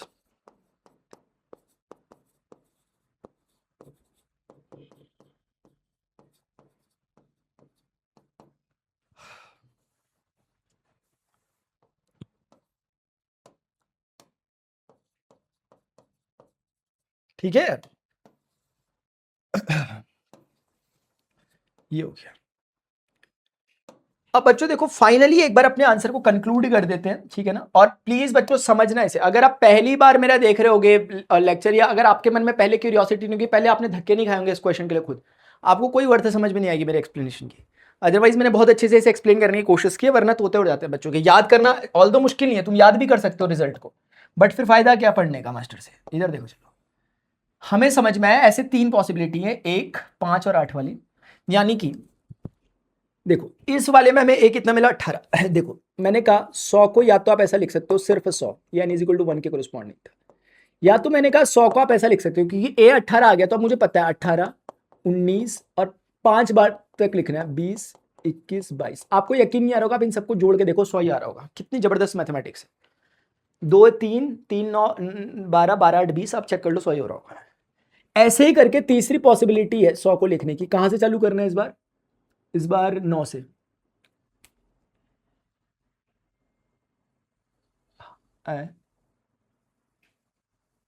अच्छा ऐसा, ठीक है। अच्छा पीछे को, ठीक है। 9, 10, 11, 12, 13, 14, 15, 16, 1, 2, 3, 4, 5, 6, 7, 8। आप इन सबको प्लीज जोड़ के देखना, मैं वंस के प्लेस जोड़ रहा हूँ। 6, 5, 11, 11, 4, 15, 15, 3, 18, 2, 20 और 1, 21, 21 और 9 कितना होता है, 30। और कह रही हो कि वो 100 होगा। आप प्लीज चेक करना, ये पॉसिबिलिटी है। देखो 100 को हमने फिर से लिखा, 100 को ये कहना चाह रहा था कि 100 को इस तरीके से लिखो कि वो कंसेक्यूटिव नंबर, नेचुरल नंबर का सम हो। आप देख रहे हो 18 से लेकर 22 तक के आप जोड़ोगे तो 100 आएगा। ऐसे करके आप 9 से लेकर कंसेक्यूटिवली 16 तक जोड़ते हुए चलोगे तो भी 100 आएगा। मैं आपको यही क्वेश्चन देता हूं 50 के लिए करो इसी क्वेश्चन को, तब मुझे सही मायने में पता चलेगा कि तुम लोगों ने पढ़ाई की है। यही चीज अगर यहां पर 100 की जगह 50 हो जाए तो आपके पॉसिबल रिजल्ट्स क्या रहे, मुझे नीचे कमेंट सेक्शन में बताओगे। वही मेरा सच्चा स्टूडेंट होगा जो यहाँ बैठ के पढ़ाई कर रहा है, ठीक है ना। ठीक है, वरना कोई मतलब नहीं है मेरे इतने डिस्कशन करने का। देखो उसमें अच्छा खासा टाइम लगा, मुझे लगता है 10-15 मिनट ऐसा कुछ तो लग गया होगा सिर्फ एक क्वेश्चन में। आगे बढ़ते, और आज जाकर देखोगे मेरे भाई, मेरे जो चैप्टर्स होते हैं 11वीं 12वीं वगैरह के पुराने भी ना, 45 मिनट 1 घंटा सिर्फ एक क्वेश्चन। और एक बच्चा नहीं कहता नीचे, वो कहता है वाह वाह वाह मास्टर, वाह वाह मास्टर वाह। सिर्फ एक क्वेश्चन 45 मिनट 1 घंटे में, तो वो चाहिए। क्योंकि उसके बाद वो बोलता है अब तो कहीं रही क्या करने में, सारे क्वेश्चन उड़ा दूंगा मैं तो एक करके। The number of bacteria in a certain culture doubles every hours if there were 30 bacteria present in the culture originally. Initially there were 30 bacteria.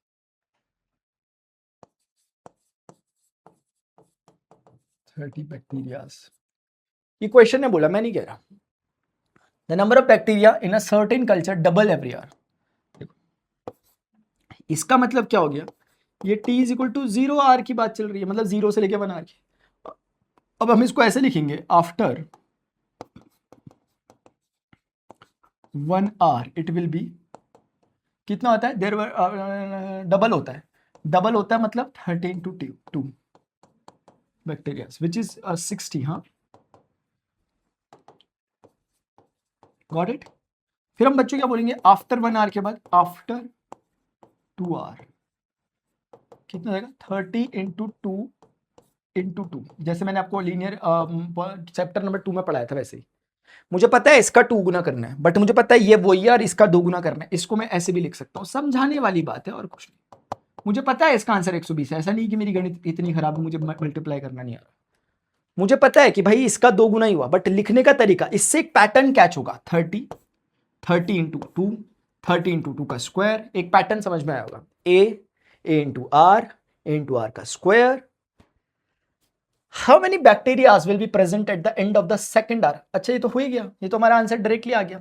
फिर 4th R and nth R, तो सेकंड R आपने निकाल ही दिया, ठीक है ना।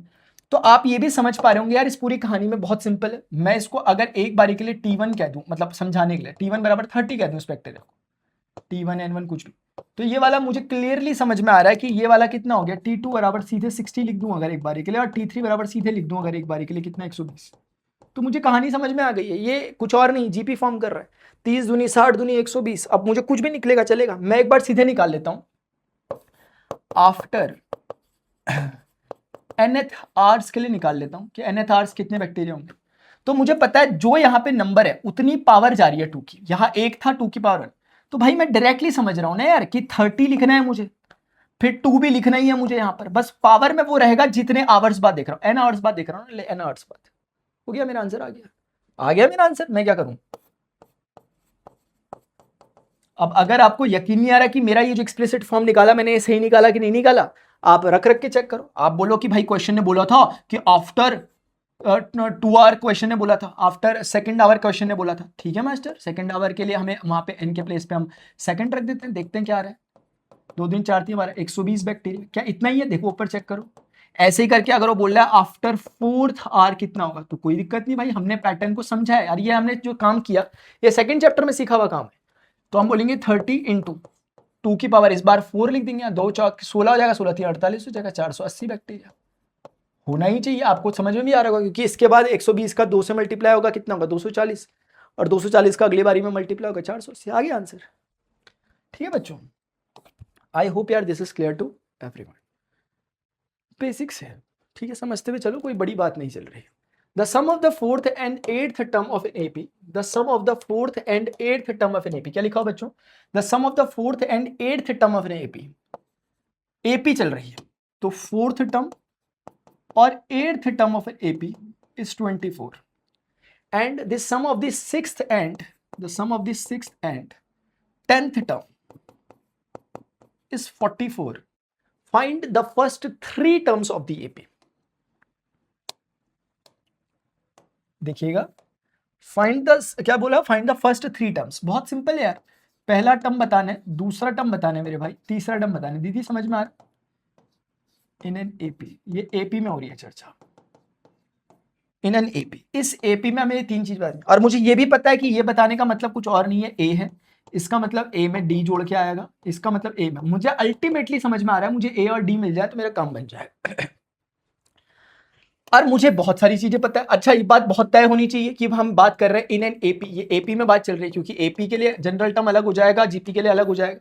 तो अभी उसने खुद कहा है the sum of the 4th and term AP, तो हम बच्चों क्या कहेंगे? हम कहेंगे वी नो दैट कि Tn is equal to a plus N minus 1 into D. हमने कहा कि Tn बराबर कितना है? a plus N minus 1 into D है, ये Tn है। I hope this is clear to everyone.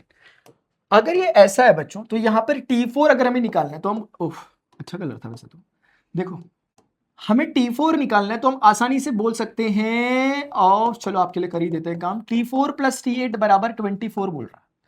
हम बोलेंगे T4 का मतलब बहुत सिंपल है, a प्लस 3d, देखने की भी जरूरत नहीं, हमें पता है ए बी में यार कि जो भी टर्म होता है उससे एक कम पीछे होता है, अगर 4 रखोगे तो ये 3 हो जाएगा, प्लस 8 वाले में बच्चों a प्लस 8 माइनस 1 बराबर 24, a 2a 7 3 10 बराबर 24, 10d बराबर 24 माइनस, अभी ज्यादा सॉल्व करने का वो नहीं होगा, फायदा नहीं होगा, तो इसको हमने ऐसे करके बंद कर दिया। वही काम हो रहा है जो क्वेश्चन नंबर 1 में हुआ था आज की एक्सरसाइज में, एग्जैक्ट काम है बच्चों। हम बोलेंगे अगेन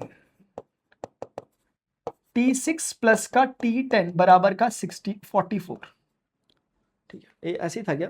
हाँ ठीक है, तो T6 बच्चों क्या हो जाएगा? a प्लस 5d, मैं कहीं देख भी नहीं रहा, आपको दिखवाना है तो दिखवा दूंगा कि 6 और 6 में से एक गया 5 होगा, आपको दिखवाने के लिए दिखवा दूंगा मैं, लेकिन मैं नहीं देखूंगा। a10 a प्लस 9d होगा, आपको दिखवाना है तो दिखवा दूंगा मैं कि भाई यहाँ 10 रखा, 10 में से वो बोल रहा मास्टर मुझे क्या है, ऐसा समझ रहे हैं आप? मुझे भी समझ में आ रहा, आप ही हो रहे अकेले अकेले तेज। 9 5 14d बराबर का 44। डरा मत मेरे भाई, डरा मत मास्टर को, चिल्लाओ मत, चिल्लाना मुझे भी आता है। चल, तो ये समझ में आ रहा है क्या कह रहा? नहीं आ रहा? इधर देख, ये 2 चीज फिर से बच्चों आपके जब मेरी नॉलेज में जो अभी है पार्ट 2 आपकी आने वाली है, उसमें शायद पहला चैप्टर यही है, लीनियर इक्वेशन इन 2 वेरिएबल को सॉल्व करना।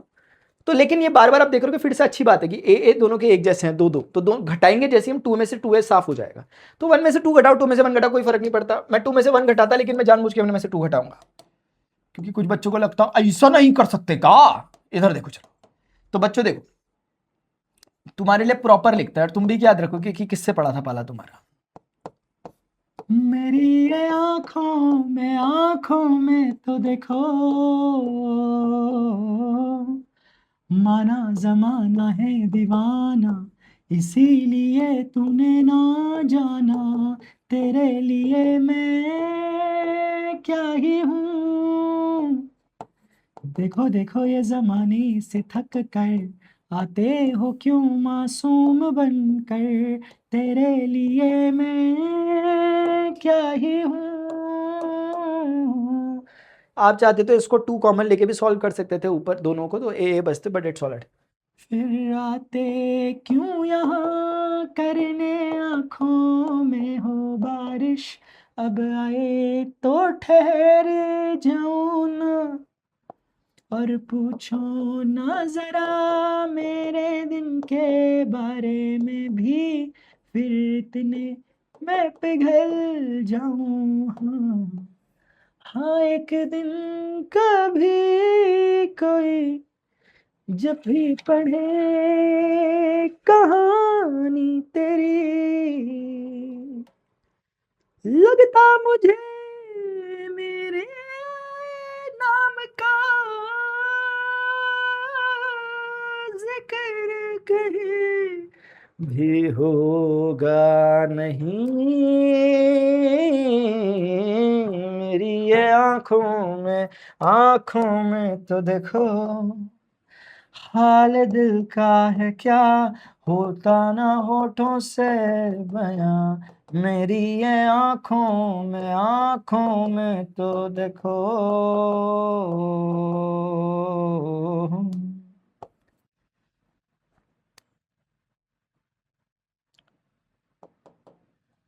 ठीक है बच्चों, मेरे हिसाब से डी इतना एक बार चेक कर लेता हूँ सही किया कि नहीं किया। डी 5 आया था, उसे यहाँ रखा, 5 दशंक किया 50, 24 में से 50 गया 26, माइनस का 13, -13 में 5 जोड़ा। हाँ, आपसे क्वेश्चन रहेगा मेरा, अब वो क्वेश्चन ये रहेगा बच्चों, आप मुझे बताओगे ये इंक्रीजिंग एपी है और डिक्रीजिंग एपी है टाइम स्टेप के साथ, ठीक है ना। आ गया मेरा आंसर, ठीक है। फर्स्ट 3 टर्म ही बोला था, चलो हमने फर्स्ट 3 टर्म ही निकाले। एक मिनट, लिखा हुआ बच्चों, find the smallest value of n such that the sum of the first n natural number is greater than 1000. Find the smallest value of n. क्या लिखा हुआ यार? Find the smallest value of n. Find the smallest value of n such that the first n natural number is greater than 1000. Find the smallest value of n such that the sum of first n natural number. Okay.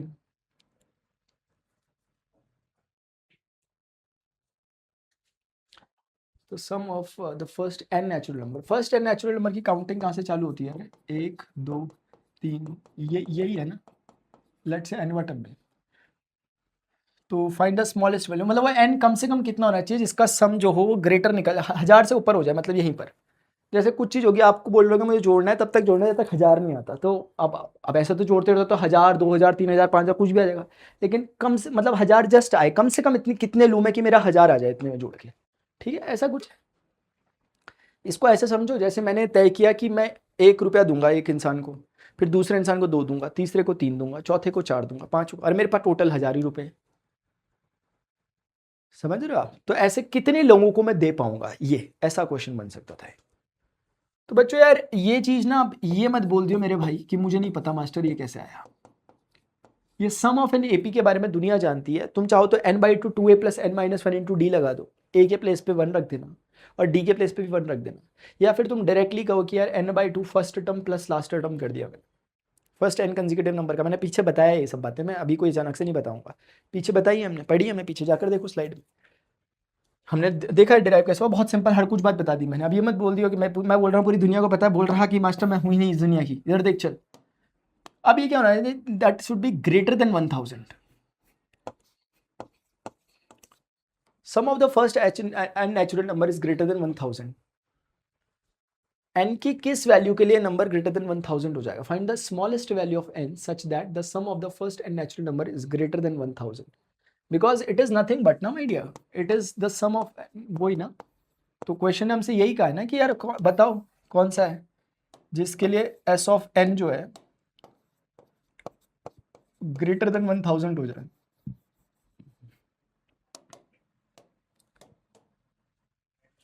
तो बच्चों इसको solve करोगे तो n+1 greater than 2000 निकल जाएगा। तो अब idea लगाओ यार, कौन सा ऐसा नंबर होगा, एक एक करके पता करो। एक नंबर लो, अज्यूम करो, उसका मल्टीप्लाई कर दो। जैसे 20 ले लो, 20 के बाद वाले टर्म 21 से मल्टीप्लाई करो। 20 इंटू 21 420 होगा। 420 कहाँ से भला 2000 से ज्यादा होने लग गया, तो गलत है। मतलब 20 तक तुम जोड़ते हुए चलोगे तो नहीं आएगा तुम्हारे सब। तुम रख के भी देख लो या जो भी करो, नहीं आएगा। थोड़ा 30 ले लो, 30 के बाद 31 आएगा, एक बार के लिए सोचो जरा। तो 3 एकम 3, 3 3 9, 930 आएगा। भाई ये तो बहुत बड़ा नंबर है।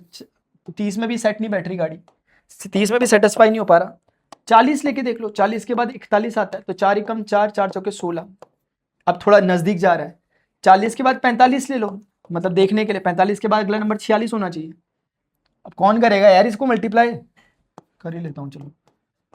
6 पंजे 5 के 30, 5 के 20, 21 22 23, 4 6 के 24, 4 6 को 16, 17 18, 0 4 3 7 18 2 20, 2070। ये ग्रेटर हो गया क्या, क्या बात कर रहे हैं। हाँ ग्रेटर ही तो चाहिए हमें। 2070 देखो 2000 से बड़ा हो गया। तो इसका मतलब बच्चों हमने जैसे ही n इज इक्वल टू 45 रखा ना, जैसे ही हमने n इज इक्वल टू 45 रखा, तो ये आंसर आया 45 इंटू 45 प्लस 1 विच इज इतना। ये ट्रू हो गया। क्यों हो गया ट्रू, क्योंकि हमने कोने में जाके सॉल्व किया था। इसका आंसर आया 2070। आप 45 से छोटा नंबर 44 रख के देखो, 44 इंटू 45 नहीं आ रहा होगा 2000 से बड़ा, वो नीचे आ रहा होगा। अब इसके बाद तो आप 45 के बाद 46 रखो, 47 रखो, वो ऑब्वियसली बड़ा बड़ा बड़ा होता जाएगा, लेकिन हमें नहीं, मतलब मैं ऐसे करके 45 लोगों को बांट सकता हूँ चीजें, ठीक है ना। ठीक है, हो गया क्वेश्चन खत्म। था तो सही, स्मॉलेस्ट वैल्यू ऑफ एन बता दी भाई मैंने, 45 है। हेंस बीच बीच में ना खुद भी सोचा करो, कहीं कहीं पे अगर मैं छोड़ता हूँ, जानबूझकर छोड़ता हूँ कहीं कहीं पे चीजें, उसको सोचा करो। मतलब मैं वही सोचता हूँ जो तुम लोगों, तुम छोड़ता हूँ जो तुम लोगों से संभल जाएंगी। समझ में आ रही है बात। हाँ आगे बढ़ते हैं। Which term of the GP is इतना।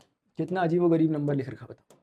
बोल रहा है which term of the GP, GP की बात कर रहे हैं। अब हमें समझ में आ रहा है जीपी में तो भयंकर तरीके से वो होता है। अब देखो यहाँ पे क्या हो रहा है, अगर आप देख ही रहोगे तो 4 से मल्टीप्लाई हो रहा है, फिर ये 4 से मल्टीप्लाई हो रहा है, तो हमें एकदम समझ में आ रहा है कि इसका आर कितना है, इसका आर इतना है 4 1। रही बात इसका ए कितना ही है, तो हमें जीपी के बारे में समझ में आ गया कि इस जीपी का जो फर्स्ट टर्म है वो 2 है, और इस जीपी का जो कॉमन डिफरेंस रेशियो है मेरे भाई वो 4 है। बोल रहा है कि ऐसे करते करते करते करते 13 10 72 फोन नंबर, टेलीफोन नंबर दे रहा क्या हमें। Which term of the GP is इतना। ये जैसे ये बच्चों, ये कौन सा है, ये पहले नंबर का टर्म, ये दूसरे नंबर का टर्म, ये तीसरे नंबर का टर्म है। लेट अस से ये nवे नंबर का टर्म है। लेट से भाई, अब हम बोलेंगे we know that for GP, GP के लिए जब आप टीएन निकालते हो दादा, तो वो ए आर एन माइनस 1 होता है। आज भी बताया, कल भी बताया था, मतलब बताता हुआ चल रहा हूँ पिछले स्लाइड्स में सबने, तो आप देख लो। Write the explicit formula as the, ठीक है चलना यार। एक्सप्लिसिट फॉर्मूला लिखना है तो पहले ए की वैल्यू डाल दो और आर की वैल्यू जो है वो डाल दो और n-1। ये हो गया एक्सप्लिसिट फॉर्मूला। एक्सप्लिसिट फॉर्मूला मतलब जो जनरल फॉर्मूला होता है उसको थोड़ा स्पेशल बना दिया इस पर्टिकुलर केस के लिए, ए और आर की वैल्यू डाल करके, तो वो एक्सप्लिसिट बन जाता है। अब क्या हो गया, इसका मतलब क्या निकला एक्सप्लिसिट फॉर्मूले का, कि अब इस जीपी के लिए आपको कोई सा भी नंबर का अगर टर्म निकालना है, आपको वो n को यहां रखना है, आपको मिल जाएगा तुरंत वो नंबर ऑफ टर्म। ये होता है एक्सप्लिसिट। लेकिन रिकर्सिव क्या होता है वो, अच्छा अभी तो हमें क्वेश्चन भी सॉल्व करना है ना, राइट, एज वेल एज अभी तो हमें क्वेश्चन भी सॉल्व करना है दादा। तो हम बोलेंगे कि अब देखो, चलो आ जाओ क्वेश्चन में। हमारे according S T N is equal to, हमने माना है कि 13 10 72 है, तो हम बोलेंगे कि टी एन तो उतना होना चाहिए 2 गुणा 4 गुणा n-1, हमें वो निकालना पड़ेगा 13 10 इतना। अच्छा देखो, 2 से वो डिवाइड हो सकता है, अपना अपना स्टाइल है क्वेश्चन सॉल्व करने का। 2 छक्के 12, एक बचेगा 2 पंजे 10, फिर एक बचेगा 2 पंजे 10, 2 3 6, 2 छक्के 12, if I am not wrong. आप प्लीज कैलकुलेशन करना, सिंपल ही है। कोने में आ जाओ, देखो चलो 65 5 3 6। बच्चों 4 से एक बार करके देखते हैं, क्योंकि सामने 4 है, प्रोबेबली क्या पता कुछ बन रहा होगा, तो 4 का मल्टीप्लाई, 4 एकम 4, 2 बचा, 4 छक्के 24, 1 बचा, 4 3 12, 3 बचा, 4 सत्ते 28, 4 अठे 32, 1 बचा, 4 चौके 16। चल अच्छा हुआ, 4 से फिर से 4 चौके 16, फिर 16 और उसके बाद एक जीरो लगाते हैं, 4 छक्के 4 अठे 32, 4 9 36, 2 बचा, 4 छक्के 24। चल ठीक है, फिर से 4 से देखते हैं, 4 10 के 40, 4 दूनी 8, 4 चौके 16। फिर से देखते हैं, 4 दूनी 8, ये क्या कर रहा हमें 4 लिखना, क्या हो गया मास्टर, 4 दूनी 8, 2 गया, 4 पंजे 20, 2 गया, 4 छक्के 24। 4 से फिर से 4 छके 24, एक बचा, 4 चौके 16, 4 से फिर से 16, 4 से फिर से, चल अच्छी बात है, बहुत अच्छी बात है, सारे के सारे 4 से निपट लिए। देख रहा मास्टर को, मजाक मस्ती सोच रहे तुम मास्टर को। 1 2 3 4 5 6 7 8, यानी 4 की पावर 8 मुझे समझ में आया, तो मुझे करेक्ट करके बता देना अगर तुम्हें कुछ और लग रहा होगा। 1 2 3 4 5 6 7 8 यार कभी कभी ना मैं गलती कर देता हूँ गिनने में ना, इसलिए गिनना पड़ रहा। तो बच्चों बाय कंपैरिजन हम समझ सकते हैं कि n-1 जरूर 8 रहा होगा, और यहाँ से n बराबर कितना समझ में आ रहा है, 9। इससे समझ में आ गया कि ऐसा 90 नंबर का टर्म है। मतलब आप अगर 2 से मल्टीप्लाई करते करते, देख रहे हो कितना बाहरी नंबर लग रहा था, लेकिन जीपी की बात देख रहे हो कि जीपी क्या है, ज्योमेट्रिक प्रोग्रेशन करवाती है। एपी की तरह बहुत छोटे छोटे कदम नहीं लेती है, जंप मारती है एक्चुअली। तो 2 से 8, 8 से 32, 32 से 64, 64 से ऐसे करते करते वो एकदम से, आप समझ रहे हो कितना भारी जंप मार के सीधे 90 टर्म में वो यहाँ पहुंच जाएगा। आप एक बार क्रॉस चेक करके मुझे बता भी देना आंसर अपना जो आ रहा होगा कि मैच कर रहा नहीं कर रहा, मास्टर तुमने गलती कर दी, तुम्हें पढ़ाना ही नहीं आता, ऐसा मत बोल दे प्लीज़ यार। और तो कुछ बोलेगा नहीं, ये जरूर बोल देगा, वीडियो को लाइक करेगा नहीं, हाइप देगा नहीं वीडियो में, फिर ऐसी सी बातें करेगा। चलो देखो विजडम ऑफ द जीपी। अच्छा अब हमने देखो एक्सप्लिसिट फॉर्मूला तो ऑलरेडी पहले निकालता है। रही बात रिकर्सिव फॉर्मूले की, तो रिकर्सिव फॉर्मूला कैसे निकलता है, 2 टर्म को ऑब्जर्व करने से। अगर आप देखोगे इस टर्म में क्या हो रहा है, इसका 2 गुना है, सॉरी इसका 4 गुना है, इसका 4 गुना है, तो आप समझ गए कि अगर मुझे कोई भी टर्म चाहिए तो मुझे उसके प्रीवियस वाले टर्म का 4 गुना करना पड़ेगा। अगर मुझे चौथा टर्म चाहिए तो मुझे 4 में से यानी तीसरे टर्म का 4 गुना करना पड़ेगा। मुझे जौन सा भी टर्म चाहिए, मुझे अगर जैसे यहाँ पर आप देखोगे T3 क्या है, अगर T3 रखता हूँ, क्या वो 4 टाइम्स ऑफ 3 में से बन गया 2 है, चेक करो एक बार। क्या सेकंड टर्म का 4 गुना करने से थर्ड टर्म मिलता है, मिलता है, हो गया, यही है recursive formula. Recursive formula is quite easy. आपको 2 टर्म को ऑब्जर्व करना होता है, पैटर्न कैच करने का खेल होता है इसमें बस। सुनो सुनो एक कहानी सुनो, न राजा था न रानी थी, आग हवा न पानी थी, न कृष्णा थी न राधा रानी थी।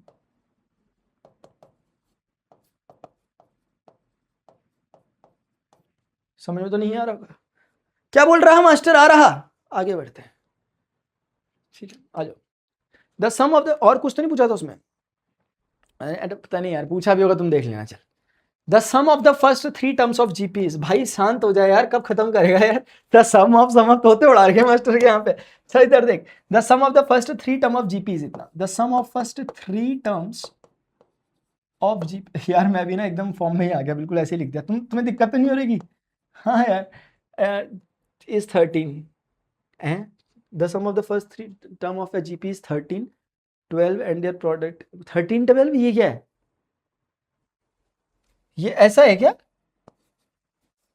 एंड देयर, मतलब मैं ऐसा ही मान लेता हूँ, फिर पता नहीं क्या कहना चाह रहा। And the product is 1। अच्छा देखो बच्चों, आपको 3 टर्म दे रखे, जैसे ना अभी एक क्वेश्चन में आपको प्रैक्टिस कराऊंगा जब आना अप्लाई वगैरह में जब होगा, तो हम देखेंगे कि जब एपी के 3 टर्म का सम दिया होता है, कुछ एपी को विशेष तरीके से मानना होता है, वो आपके क्वेश्चन को सही करवा देती है। अभी मैं इस पर ज्यादा डिटेल डिस्कशन नहीं करने वाला, ठीक है ना, मैं इसको करूंगा लाइव वगैरह में डिस्कशन आपके साथ। जैसे अभी जीपी की बात है, मैं अभी एपी वाला नहीं लूंगा अभी, अगर मेरा मन हो रहा था मैं वो भी समझाता आराम से, पता नहीं अभी मन नहीं कर रहा वो करने का, तो मैं बोलूंगा लेट दोस 3 टर्म्स भी। उन 3 टर्म्स को मैं कुछ भी नहीं मानूंगा, मैं ये मानूंगा, देखो ए बाय आर, ए आर, एक स्पेशल चीज मानी मैंने। आप मुझे बोल नहीं सकते कि गलत माना आप, क्योंकि मैं बोलूंगा हर एक से मैं देखो आर से मल्टीप्लाई कर, इसका आर से मल्टीप्लाई करोगे ये आएगा, इसका आर से मल्टीप्लाई करोगे आएगा, ये बनी चिपी है। लेकिन ऐसा क्यों किया गया, क्योंकि जैसे ही मैं इन तीनों टर्म्स को मल्टीप्लाई करूंगा आर आर कट जाएंगे और मेरे पास ए की वैल्यू आ जाएगी। ये इसके पीछे का साइंस है फिलहाल। ऐसे ही एपी में भी हम कुछ अज्यूम करते हैं, ए माइनस डी, ए प्लस डी, वो बाद में बताऊंगा लाइव लेते समय। अभी फिलहाल के लिए ऐसे समझो, और नहीं समझ में आएगा मुझे बोल देना मास्टर मुझे ना समझ नहीं आया, मेरे तोते उड़ गए, पता भी तो चले कितनों के उड़ रहे हैं तोते कितने। तो क्वेश्चन ने कहा था, मैंने नहीं कहा था कि इनका प्रोडक्ट -1 है। तो इससे फायदा क्या हुआ, चाल पहले ही थी मेरी भाई, चाल चल तू अपनी, मैं तुझे पहचान लूंगा कि अपनी महफिलों में सिर्फ तेरा ही नाम लूंगा, तुझे पसंद है धीमा लहजा और बस खामोशियां, मैं तेरे खातिर अपनी खुद की सांसें थाम लूंगा, क्या तेरे सारे आंसू मेरे हो सकते हैं, ऐसा है तो तेरे। इधर देख चल, the sum of the first 3 term, अब इन्हीं का सम कितना है क्वेश्चन के अकॉर्डिंग। यार भाई मैं बड़ी माफी चाहता हूँ, मेरे समझ नहीं आ रहा है 13 12 क्या कहना चाह रहा है, ये 13 ही लिख लेता या 12 ही लिख लेता, इसमें तोते उड़ा दिए मेरे। मैं मान लेता हूँ 13 12 एक साथ है। तो a इसमें अगर a की वैल्यू हम ऑलरेडी समझ गए -1 है, तो जैसे ही a -1 आप सबसे कॉमन निकालोगे तो अंदर बचेगा 1/r प्लस का 1, क्योंकि आपने माइनस कॉमन ले लिया है, और प्लस का r बराबर का 13 12। तो बच्चों 1/r प्लस 1 प्लस r बराबर कितना हो गया, माइनस का 13 12। फिर हम बोलेंगे 1 प्लस r 1 जार r, r into R, R square whole upon r, जो बचेगा वो इधर चले जाएगा। ठीक है, मैं बड़ा कंफ्यूज हूँ यार इसमें, मुझे नहीं लगता है 13 12 अजीब सा चीज़ रखी होगी यहाँ पे।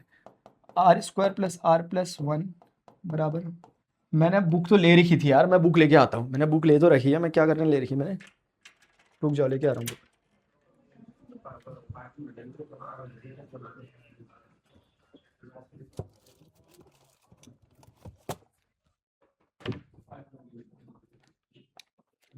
गणित मंजरी किताब भी खोल ले, ये तो मेरा तो वैसे ही हाल हो रखा है, किताब लेके रख रखी बस खोल नहीं रखी किताब तुमसे।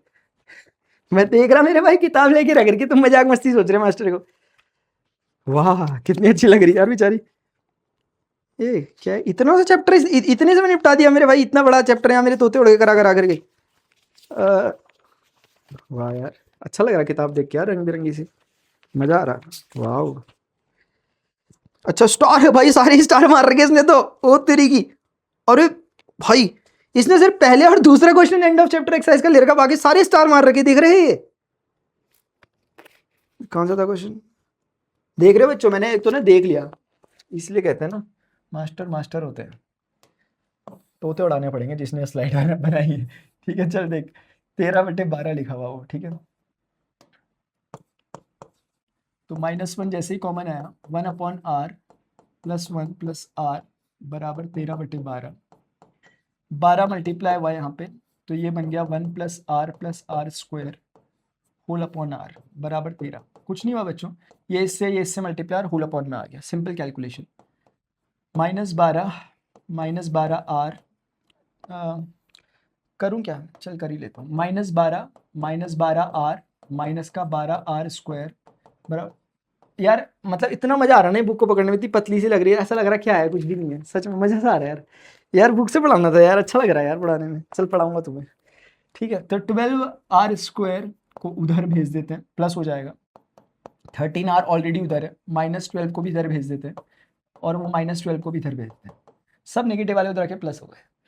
अभी 12 r स्क्वायर 13 12 कितना होता है 25 r प्लस का 12 बराबर का 0, और 12 12 का 144, 16 9 25। ठीक है बच्चों देखो एक यार, ये आई होप आपको ये मैंने बताया है पीछे पे, और आपने पढ़ा है वहां पर चैप्टर नंबर 2 में, स्प्लिटिंग दैट फैक्टर, मुझे याद है मैंने पढ़ाया तुम लोगों को बड़ा अच्छे से। चैप्टर 2 में स्प्लिट किया मैंने इनको 25 को, 16 और ना 25 होता है, 16 ना 144 होता है, अभी ज्यादा नहीं बोलूंगा क्या क्या क्या करके, हाँ ना यार।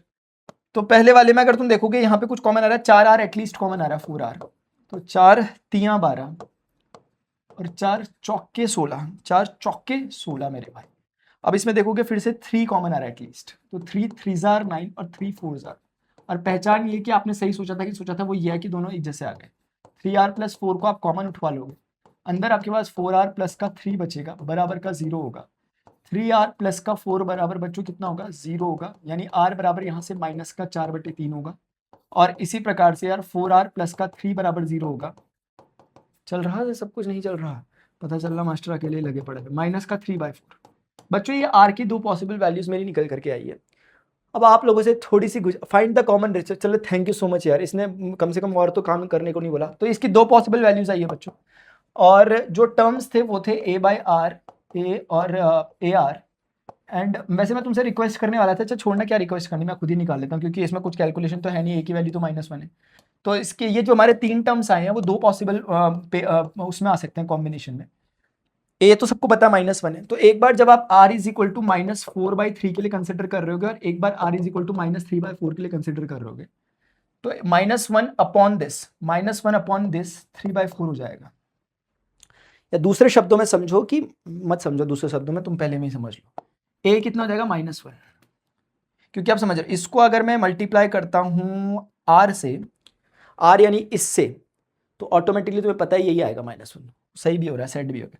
फिर a इंटू आर, ए कितना -1 इंटू दिस प्लस का 4/3, तो फिर -1 को अगर इससे मल्टीप्लाई करूंगा तो हर तरह से मैंने चेक करके देख लिया सही आ रहा है, आप अपने हिसाब से भी करना ठीक है।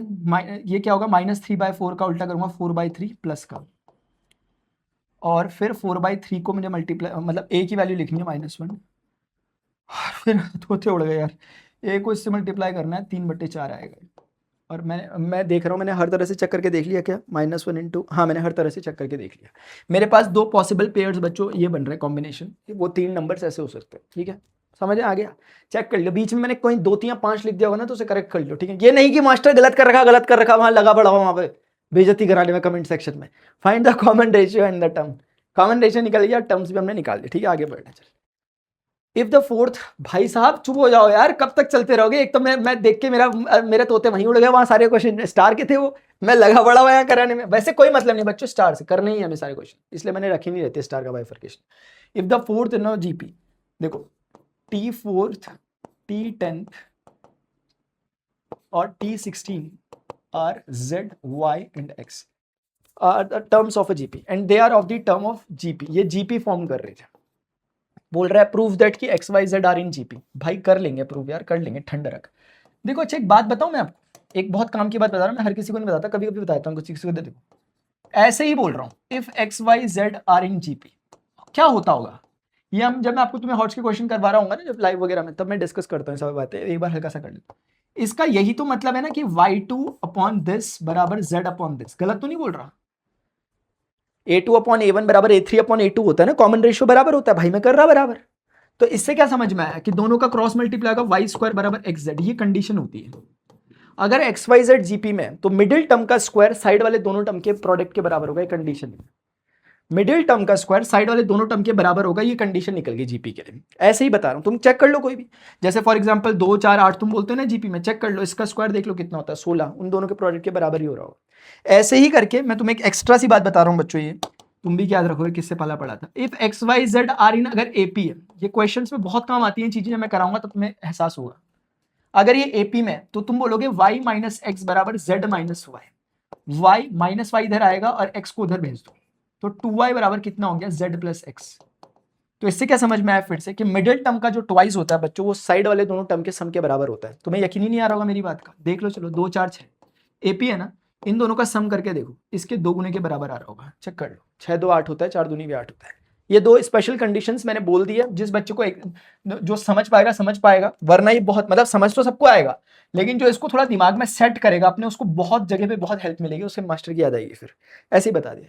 खैर फिलहाल तो बच्चों वाली बात है, हम बोलेंगे in GP T of N is equal to A are N minus 1। गलत बोल रहा हूं तो बोल दो मास्टर, गलत बोल रहे हैं, तुम्हें आता ही नहीं, ठीक है ये हो गया। अगर दादा ये ऐसा कुछ है तो हम बोलेंगे कि Tn का मतलब, Tn मतलब कि इस केस में T4 के लिए अगर काम करना है तो T4 बराबर हो गया a r की पावर 3, ऐसे करके T10 बराबर हो गया a r की पावर 9, एक एक कम करते हुए चलो, और T16 बराबर हो गया मेरे भाई a r की पावर 15। ये हो गया z, ये हो गया y, ये हो गया x। हाँ। अब चूंकि आप लोग थोड़े से जानकार हो गए, आपको पता है कि वो खेल क्या खेलना चाह रहा है, आपको पता है कि वो बोलना चाह रहा है एक्स वाई जेड जीपी में, और आप बोलोगे मास्टर ने तो हमें पहले से बता रखा कि एक्स वाई अगर जीपी में तो मिडिल टर्म का स्क्वायर जरूर एक्स जेड होता है। आप सीधे बोलोगे हटा 7 की घटा। आप क्या बोलोगे, कहां से चालू करोगे, हटा 7 की घटा से। ऑल्दो आप लोग बेसिक अगर चलना चाहते हो, आप बोलोगे कि यार X Y Z will be in GP, आप ऐसे लिखोगे इफ y अपॉन एक्स बराबर z अपॉन वाई, क्योंकि आप ये बताना चाह रहे हो कि उनका कॉमन रेशियो सेम होगा। a2 अपॉन a1 बराबर a3 अपॉन a2 कहना चाह रहे हो। दिस इंप्लाइज कि y स्क्वायर बराबर xz, आप कहना चाह रहे हो ये होगा। तो अब आप चेक कर लो, आप बोल लो लेट से मैंने लेफ्ट हैंड साइड को चेक किया, पहले आपके स्टाइल में बता रहा हूं मैं कैसे करोगे आप बच्चों की तरह। y स्क्वायर यानी आप बोलोगे a r की पावर 9 का स्क्वायर, ये बच्चा ऐसे ही करेगा छोटा छोटा 9वीं क्लास का। a का स्क्वायर इतना हो गया r, 9 दूनी 18, क्योंकि आप जानते हो पावर की पावर आपस में क्या होती है यार, मल्टीप्लाई होती है। a की पावर m की पावर n बराबर कितना हो जाएगा, a की पावर mn। तो बच्चों हमारे पास y स्क्वायर कितना आ गया, a स्क्वायर इतना। क्या मैं a स्क्वायर उसको ये लिख सकता हूं, बोलो a का स्क्वायर r की पावर, बोल दे मास्टर लिख ही नहीं सकते तुम तो, हाँ ना चल y स्क्वायर बराबर। वैसे ऐसा लिखने का भी कोई खास मतलब तो मुझे नजर नहीं आ रहा, a स्क्वायर r की पावर 18 है ना, ऐसा लिख दिया। थोड़ा सा तिरछी नजरों से देख लिया यहाँ पे, हल्का सा तिरछी नजरों से देखियो, पता चल रहा सबको दिख रहा कैसे कैसे दिख रहा। तो मैंने बोला यार देख, इसको AR3 बोल दूं और इसको AR9 बोल दूं। क्या चल रहा मास्टर ये, हाँ इसको ऐसा बोल दूं। गलत बोला मैंने, बिल्कुल गलत नहीं बोला मास्टर, क्योंकि आप सब जानते हो कि यार देखना चलना यार, देखना मेरे भाई, ऐसे यही तो है ए को मतलब, अरे यार मैं क्या, चलना समझ लेना मेरे भाई यार, प्लीज यार ऐसे ना करना यार। देखो ना यार, ए बेस सेम है जब, तो पावर ऐड होती है इसकी 1 1 मिलके ए की पावर 2 हो जाएगी। बेस सेम है आर आर, तो पावर 3 और 15 जुड़ के 18 हो जाएगी, वही बात है। अब ऐसा करने के पीछे निंजा टेक्निक ये थी, क्योंकि मुझे दिख रहा है ए आर की पावर 3 कौन है, एक्स, और वो कौन है, जेड। मेरा प्रूफ हो गया, ये राइट हैंड साइड के बराबर आ गया। तो देखो उसको लगेगा ये रट्टा मार जैसा, मतलब किसी को ये थोड़ा अजीब लग सकता था अगर मैंने ये नहीं बताया होता। मैंने आपको पहले ही बता दिया, बड़ा सेंसिबल है कि एक्स वाई जेड अगर जीपी में ना, तो उसका एक ही मतलब है कि जब भी वो कह रहा है कि ये 3 टर्म जीपी में, तुम तुरंत समझ जाओ कहना चाह रहा है कि मिडिल टर्म का स्क्वायर साइड वाले दोनों टर्म के प्रोडक्ट के बराबर है। तो करके ही चेक कर लो ना, साइड वाले दोनों का प्रोडक्ट ही कर लो। तो मैं ऐसे भी कर सकते थे, इसे 1 मान लेते, इसे 3 मान लेते, 1 और 3 का प्रोडक्ट करते, देखते वो y के स्क्वायर के बराबर आ रहा है, देखते तुम। ठीक है, तो अपने अपने स्टाइल है। मैं अगली बार करा रहूंगा, मैं अलग तरीके से करा रहूंगा, ऐसे जरूरी नहीं मैं ऐसे ही करा रहूंगा, सेंट्रल आइडिया वही रहेगा, बट करने के तरीके अलग अलग होंगे मेरे हर टाइम। तो बस हो गया अभी। The sum of the first 3 terms of a geometric progression is 26. The sum of the first 3 terms of a geometric progression इतना, and the sum of their square। इस बार 3 टर्म मुझे मानने, लेकिन प्रोडक्ट जैसी चीज नहीं दे रही है, तो मैं इसलिए पिछली बार की तरह नहीं मानूंगा कि a by R A R. Product दिया तो फायदा होता है उसका, क्योंकि वो आर कट जाते हैं आपस में। मैं क्या कहना चाह रहा हूं, मैं ये कहना चाह रहा हूं जैसे यहाँ पे हुआ था, जैसे यहाँ पे हुआ था, वो मैंने ऐसे एज्यूम किया, इससे प्रोडक्ट होते ही मुझे फायदा हो गया, ए मिल गया। बट अब यहाँ पे ऐसा कुछ नहीं है, यहाँ पे the sum of the first 3 terms of a geometric progression, तो पहले को ए मानता हूं, ज्योमेट्रिक प्रोग्रेशन ए आर और ए आर स्क्वायर हो गया, बराबर कितना है यार, 26। And the sum of their square, उन्हीं टर्म के स्क्वायर का सम, उन्हीं टर्म के स्क्वायर करना है। इसका स्क्वायर कितना होगा यार, इतना होगा, वो 364 है। मेरे भाई बहुत सिंपल सी बात है यार, जो क्वेश्चन ने बोला मैं वो कर रहा हूँ, उसके अलावा कुछ कर रहा हूँ। बोल दिया मास्टर तुम्हें ही नहीं आता पढ़ाना, किसने भेज दिया तुम्हें पढ़ाने के लिए, ऐसा बोल दिया, बड़ा लिख कर आ रहे हैं मास्टर वाई चॉइस। इधर देख चल, find the term of GP, अभी बताना है। मैंने कहा देखो दादा, इसको ऐसा बोल सकता हूं क्या, ए स्क्वायर कॉमन लेके 1 प्लस आर स्क्वायर प्लस का आर की पावर 4 बराबर 364। तुमने कहा हाँ मास्टर चलो बोल लो, फिर अब क्या याद करोगे। मैंने कहा दादा एक बात बताओ, ये दोनों के मतलब, और ऐसे ही करके चलो इसको भी थोड़ा सा रेक्टिफाई कर लेता हूं, इसको भी क्या मैं ऐसा बोल सकता हूं, ए कॉमन लेके 1 प्लस आर स्क्वायर। देखना बच्चों, एक हॉट्स का क्वेश्चन है एक्चुअली, हाँ कोई खराब नहीं है, अच्छा क्वेश्चन है, बस तुम देखते हुए चलो कैसे कैसे करना है, यहीं से पता चल जाएगा। तुम लोग लिखते हो ना बीच बीच में कि मास्टर जेई के क्वेश्चन करो, जेई के क्वेश्चन नहीं करने होते, हमें वही क्वेश्चन करने होते। जेई में भी आता है ये चैप्टर सेम, और अगर आप इस लेवल के क्वेश्चन अभी से कर पा रहे हो तो आप नेक्स्ट लेवल प्रिपरेशन चल रही है आपकी, इसे कह सकते हैं हम जेई लेवल के क्वेश्चन है। ये ऑब्वियसली जेई मेंस लेवल का ही क्वेश्चन है बच्चों, इसमें कोई दो राय नहीं है, ऊपर नीचे कुछ नहीं है, उनका से एग्जैक्ट सिलेबस में है ये टॉपिक, और क्वेश्चन का लेवल भी उतना ही है। तो आप मेरी बात समझ रहे क्या। अच्छा एक काम करते हैं यार, देखो ये दोनों का एक कट सकता था अगर इसका स्क्वायर होता तो, अगर इसका स्क्वायर होता तो क्या, अगर इसका स्क्वायर होता तो बच्चों, अगर इसकी स्क्वायरिंग मैं कर दूं, अगर मैं इसकी स्क्वायरिंग कर दूं दोनों तरफ, तो ये हो जाएगा ए स्क्वायर 1 प्लस आर स्क्वायर का होल स्क्वायर बराबर 26 का स्क्वायर, दोनों तरफ करना पड़ेगा। अब ऐसा करने से क्या फायदा होगा, ऐसा करने से ये फायदा होगा कि जैसे ही मैं अब दोनों को डिवाइड करूं, समझते हुए चलो, कोई बहुत बड़ा वो नहीं चल रहा है इसमें, पता चल रहा है तुम लोग सोच रहे हैं मास्टर क्या ही चल रहा है। अगर थर्ड और फोर्थ को डिवाइड कर दूं, तो आप देखो इस पे फोकस करो, 3 और 4 पे, a square will get cancel off, तो अब क्या बच जाएगा, 1 plus are square plus r की पावर 4 होल अपॉन में कितना होगा दादा, 1 प्लस आर स्क्वायर बराबर में कितना होगा, 364 डिवाइडेड बाई 26 का स्क्वायर। 26 का स्क्वायर 576, 676 होता है ना, 676 आप चेक करके देखना, 24 का 576 होता है ना, 25 का 625 और फिर 26 का 676 होता है, आप क्रॉस चेक करके देखो। याद है अक्षय कुमार, चलो इधर देख। तो अभी बच्चों यहाँ से एक बार देखते हैं किसी से कट तो नहीं रहा ये बेचारा, 4 से कटेगा, 4 नंबर 36, 4 एकम 4, और ये 4 से कटेगा, 4 एकम 4, 2 बचेगा, 4 जगह 24, 3 बचेगा, 4 नंबर 36। क्या बात है मास्टर, 13 से कट रहा है, 13 सत्ते 91, 13 13 का, इसलिए कहता हूँ दादा 13 का स्क्वायर याद कर लिया कर, एकदम फायदा हो गया, इतना सिंपल हो गया नंबर। 13 से क्या करना है, आया चल 13 से इधर करेंगे, 13 1 प्लस आर स्क्वायर प्लस कितना लिखा हुआ, आर की पावर 4, और ये 7 से मल्टीप्लाई होगा 7 इंटू 1 प्लस, तुमने नहीं देखा होगा ना तो तुम्हें समझ नहीं आ रहा होगा मैं कर क्या रहा। मुझे एकदम मेरे आंखों के सामने अक्षय कुमार की शक्ल याद आ रही, ऐसा करते। चल इधर देख अभी। तो बच्चों अभी कहने का मतलब है कि ये पता नहीं क्या उटपटांग से हरकतें हो रही, लेकिन ये बहुत प्यारी हरकत है, ये सब उटपटांग मत समझिए लाला। इधर देखो, इसको रीअरेंज करता हूँ मैं, मतलब मैं कुछ नहीं कर रहा, वही चीज को दोबारा से लिख रहा हूँ, एग्जैक्टली वही चीज है, तुम्हें लगेगा भी नहीं मैंने कुछ किया, लग भी नहीं रहा ना कुछ किया मैंने।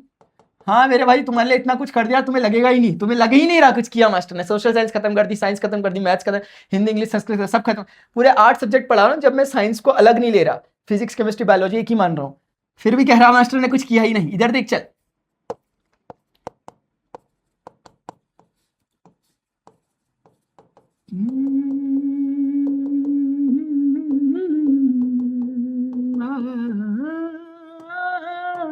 चोरी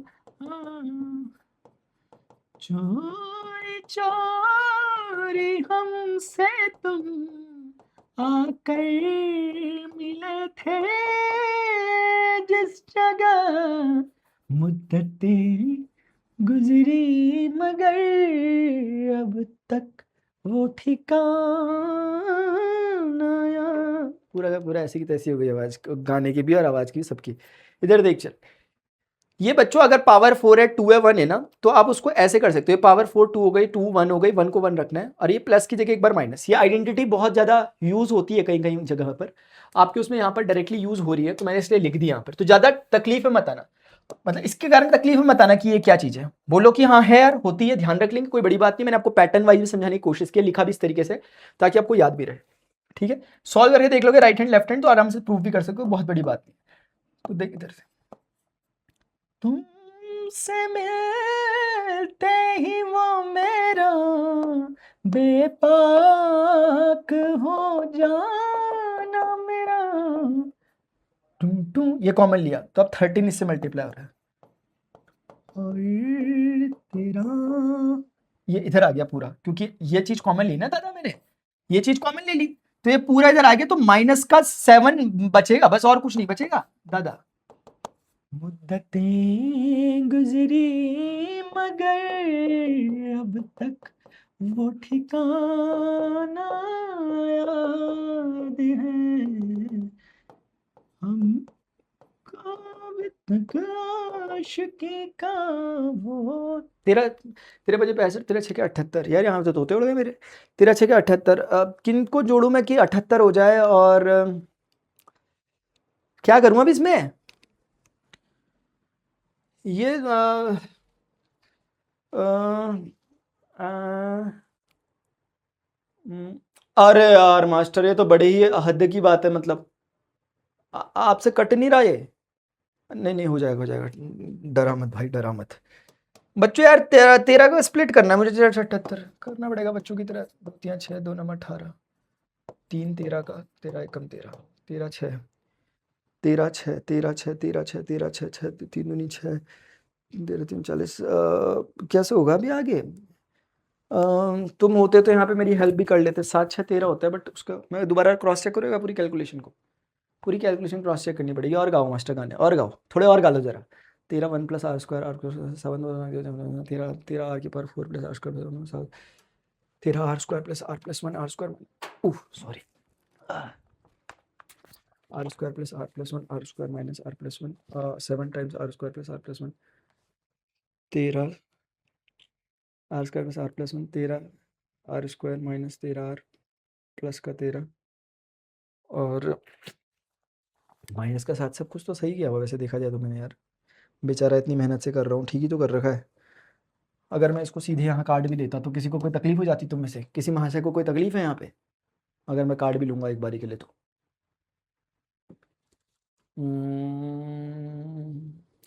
फिर 13 मन तो कर रहा है बोलूँ तो मैं खुद ही कर लेना, छोड़ना मैं नहीं कर रहा।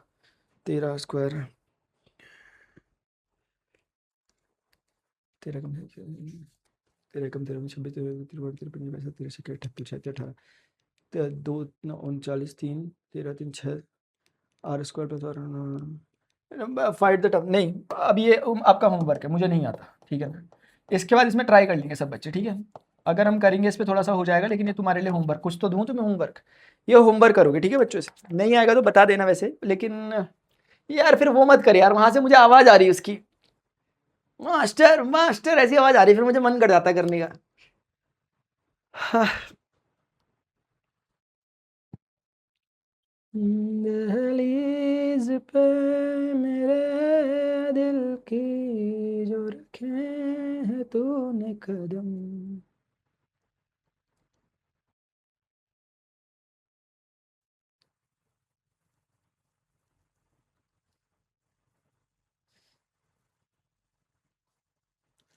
तुम करने से ठीक है, कर लेना एक बार। 13 आर स्क्वायर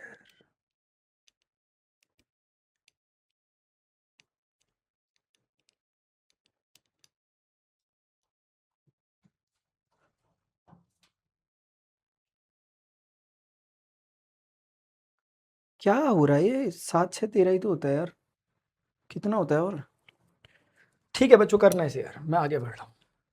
सब कुछ मिल जाएगा जिंदगी में, तो तमन्ना किसकी करोगे? कुछ अधूरी ख्वाहिशें तो जीने का मजा देती है मेरे भाई। चल इधर देख, ऐसी कुछ अधूरी ख्वाहिशें रखूंगा तभी तो आऊंगा तुम्हें अगली बार पढ़ाने के लिए। इधर देखो, suppose P1 is equal to लिख रखा कितना, P1 is equal to 1, P2 is equal to कितना 2, and for n is greater than 2 Pn is equal to P1 plus P2 plus dot dot dot dot dot dot dot Pn minus 1 plus 1। बोल रहा है find the values of P1 P2, पता नहीं क्या उटपटांग की चीजें कह रहा।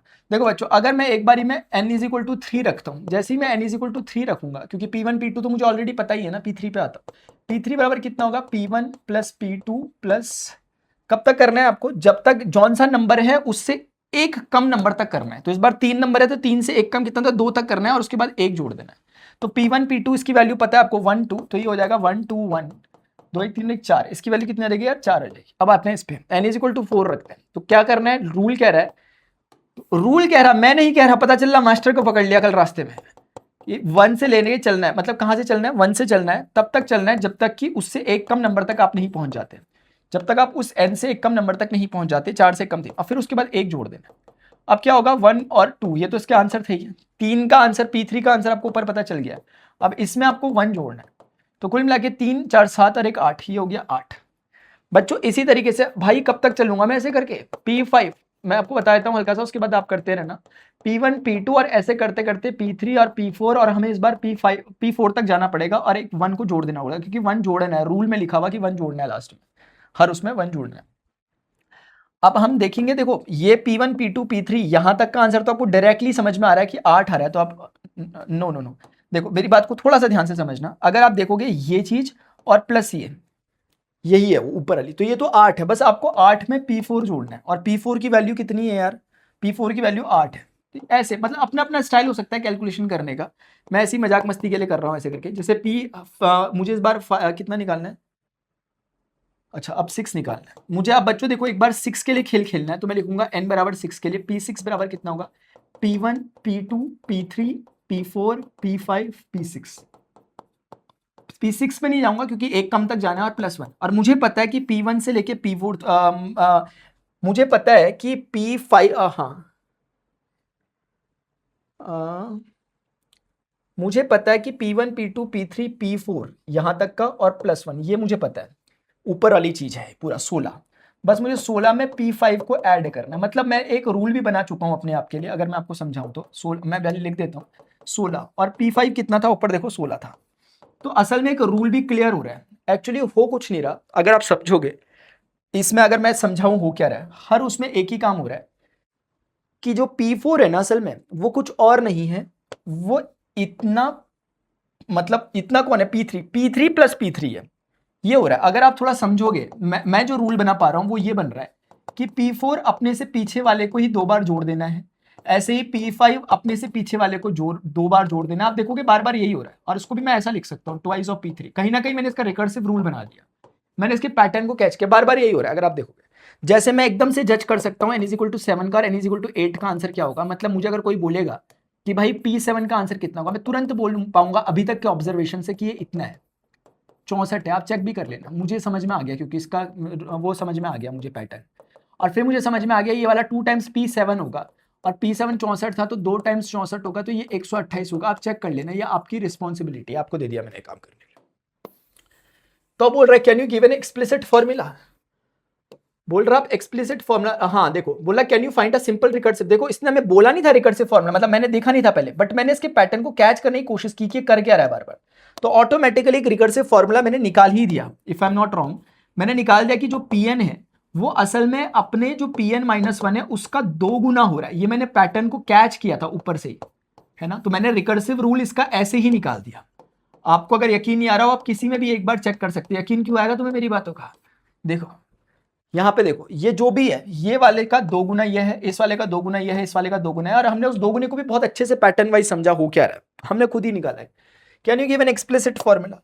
एक्सप्लिसिट फॉर्मूला बोल रहा है बच्चों, तो एक्सप्लिसिट फॉर्मूला तो वही है जो ऊपर निकला हुआ है, that is only the explicit formula, ठीक है ना। और क्या होगा एक्सप्लिसिट फॉर्मूला? वही है, this is what we have is explicit formula. नहीं, यही तो होना चाहिए एक्सप्लिसिट फॉर्मूला, और क्या है? This is itself an explicit formula. क्योंकि कोई भी नंबर ऑफ टर्म निकालना है आप ऐसे निकालो। आगे बढ़ते हैं। 15th क्वेश्चन है, suppose W1 is equal to 1, पिछली बार की तरह ही है। Suppose W1 is equal to 1, कितना लिखा है बच्चों? W1 is equal to 1, W2 is equal to 2 and for n is greater than 2 के लिए बात करनी है। Wn इज इक्वल टू, फिर से पिछली बार की तरह W1 plus W2 plus plus plus, इस बार बस इतना सा फर्क है कि 2 जोड़ा 1 की जगह। Find the value of W1 W2 है, पिछली बार की तरह ही है। तो बच्चों आप खुद समझ सकते हो, W3 से चालू करते हैं क्योंकि W1 W2 हमें मिला ही है। W1 W2 कहां तक जाना है? n-2 तक जाना है इस बार। n-2 का मतलब क्या हुआ? जो भी n रखोगे आप, जैसे मैंने n3 रखा, 3 में से 2 गया, कितना होता है? 1। तो आपको यहां आने की परमिशन नहीं है इस बार, और सीधे 2 जोड़। तो इस बार का ये बन रहा है 2 कदम पीछे रहना है आपको इस बार, रूल ये है। जैसे W1 का आंसर कितना था? 1 प्लस 2 कितना हुआ यार? 3। ऐसे ही अगर आपको कोई बोल रहा है W4 निकाल, 2 कदम पीछे तक जाना है, यानी कि 2 कदम पीछे मतलब W1 W2 तक गया, 4 में से 2 गया, कितना था? 2। तो 2 तक ही जाना था, 2 तक गए, खत्म बात, 2 लिखो, आगे आगे बढ़ो। ये इसका आंसर आपने देखा 3 है, और W2 का आंसर आपको दे रखा है कितना है? 2 है, और ये आपका 2 आ गया। 3 तो 5 2 7 हो गया। ये बच्चों ऐसा हो गया, समझते हुए चलो, मुझे नहीं लगता कोई बड़ी बात है। जैसे देखो W5 कहां तक जाएगा? ये जाएगा 5 - 2 तक, यानी 5 है तो 5 - 2 यानी 3 तक। 3 तक मतलब W1 W2 W3 तक ही जा सकते हो, और पीछे से आपको एक एक्स्ट्रा 2 जोड़ना पड़ेगा। और अगर आप ऑब्जर्व करोगे W1 प्लस W2 प्लस 2, ये ऑलरेडी आप कैलकुलेट कर चुके, जिसका नाम W4 है। तो मैंने आपके लिए फिर से मैं कुछ एक पैटर्न को तलाशने लग गया, और W4 मुझे पता है 7 है, और W3 मुझे पता है कितना है? 10 है। तो मैंने एक पैटर्न बनाया। अब मैं थोड़ा सा देखता हूं क्या मैं सही सोच रहा था, आगे दोबारा से प्रैक्टिस करता हूं। W6 निकालने के लिए मुझे कहां तक जाना पड़ेगा? W6 निकालने के लिए मुझे 6 - 2 4 तक जाना पड़ेगा, यानी W1 W2 W3 W4 तक जाना पड़ेगा। और बच्चों क्या आ जाएगा? एक प्लस का 2। अगर आप ध्यान से देखोगे W1 W2 W3 और प्लस 2, ये कुछ और नहीं है, ये पूरा का पूरा W5। तो W5 में मैं W4 को जोड़ रहा हूं, या W4 में मैं W5 को जोड़ रहा हूं, इतना ही हो रहा है। और W5 पूरा आ चुका है 10, और W4 आ चुका था 7। तो मैं एक तरह से 7 + 10 जोड़ रहा हूं, 17 है। अब मुझे लगता है मैंने इसको डिकोड कर लिया, शायद आपने भी कर लिया हो, क्योंकि जौन सा भी टर्म आप ले रहे हो उससे पीछे के दोनों टर्म को जोड़ रहे हो इस बार। इससे पहले वाले उसके पीछे के टर्म का ट्वाइस कर रहे थे, इस वाले पैटर्न में ये हो रहा है। आप किसी में भी चेक कर रहे होगे, तो जैसे मैं अभी दिखा देता हूं आपको, मेरे answer W1 W2 W3 W कहां तक निकाला मैंने? W4 W5 W6 तक तो निकाल लिया। इसने कहां तक बोला था निकालने के लिए? W8 तक। बाकी 7 8 आप खुद निकाल लोगे, और हम खुद प्रेडिक्ट कर लेंगे अभी थोड़ी देर बाद, चिंता मत करो। ये क्वेश्चन ने दे रखा था 1 है, ये क्वेश्चन ने दे रखा था 2 है। इसके बाद आपने निकालना चालू किया, आपका 3 निकला, आपका 7 निकला, आपका 10 निकला, आपका 17 निकला। और जैसा कि हम पैटर्न कैच कर चुके हैं कि हमने देखा W6 5 और 4 वालों का सम है, W5 4 और 3 वालों का सम है।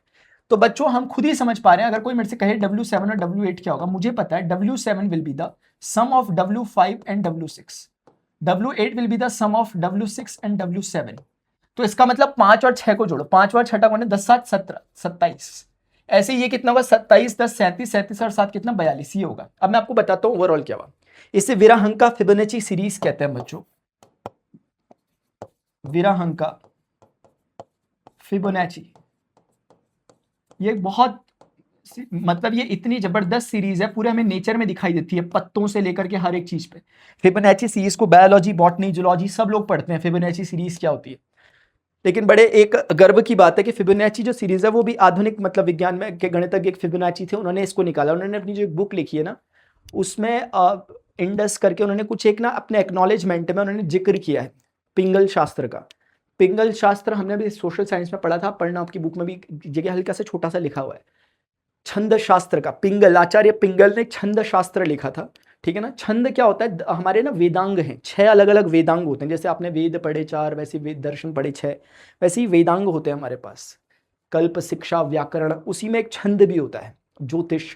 तो वो छंद एक तरह का वेदांग है पूरा। उसमें उन्होंने बताया था फिबोनाची सीरीज, बाद में उसका नाम फिबोनाची सीरीज पड़ा, लोग फिबोनाची से नाम से जानते हैं, लेकिन आपकी बुक में पहली बार यहाँ पे थोड़ा सा विराहंका और आचार्य पिंगल, उनका जिक्र पहली बार किया गया। तो ये वहाँ से आई थी। उन्होंने खुद अपने एक्नॉलेजमेंट में फिबोनाची ने लिखा है कि मैंने इंडियन एंशियंट जो मॉन्क्स थे और उनके उससे मैंने इसको समझाया, एंशियंट जो साइंटिस्ट थे इंडियन। तो ठीक है बच्चों, तो इसमें होता कुछ नहीं है, इसमें होता यह है, अगर आप कोई भी देखोगे, कोई भी नंबर अपने प्रीवियस 2 नंबर के सम के बराबर है, इन दोनों को जोड़ोगे तो ये आएगा। 2 और 3 को जोड़ोगे, मैंने यहाँ पे कुछ गलत किया है, 2 और 3 को जोड़ करके मेरा W4 गलत कैसे आ रहा है? Let me check it. कुछ गड़बड़ की है मैंने यहाँ पर।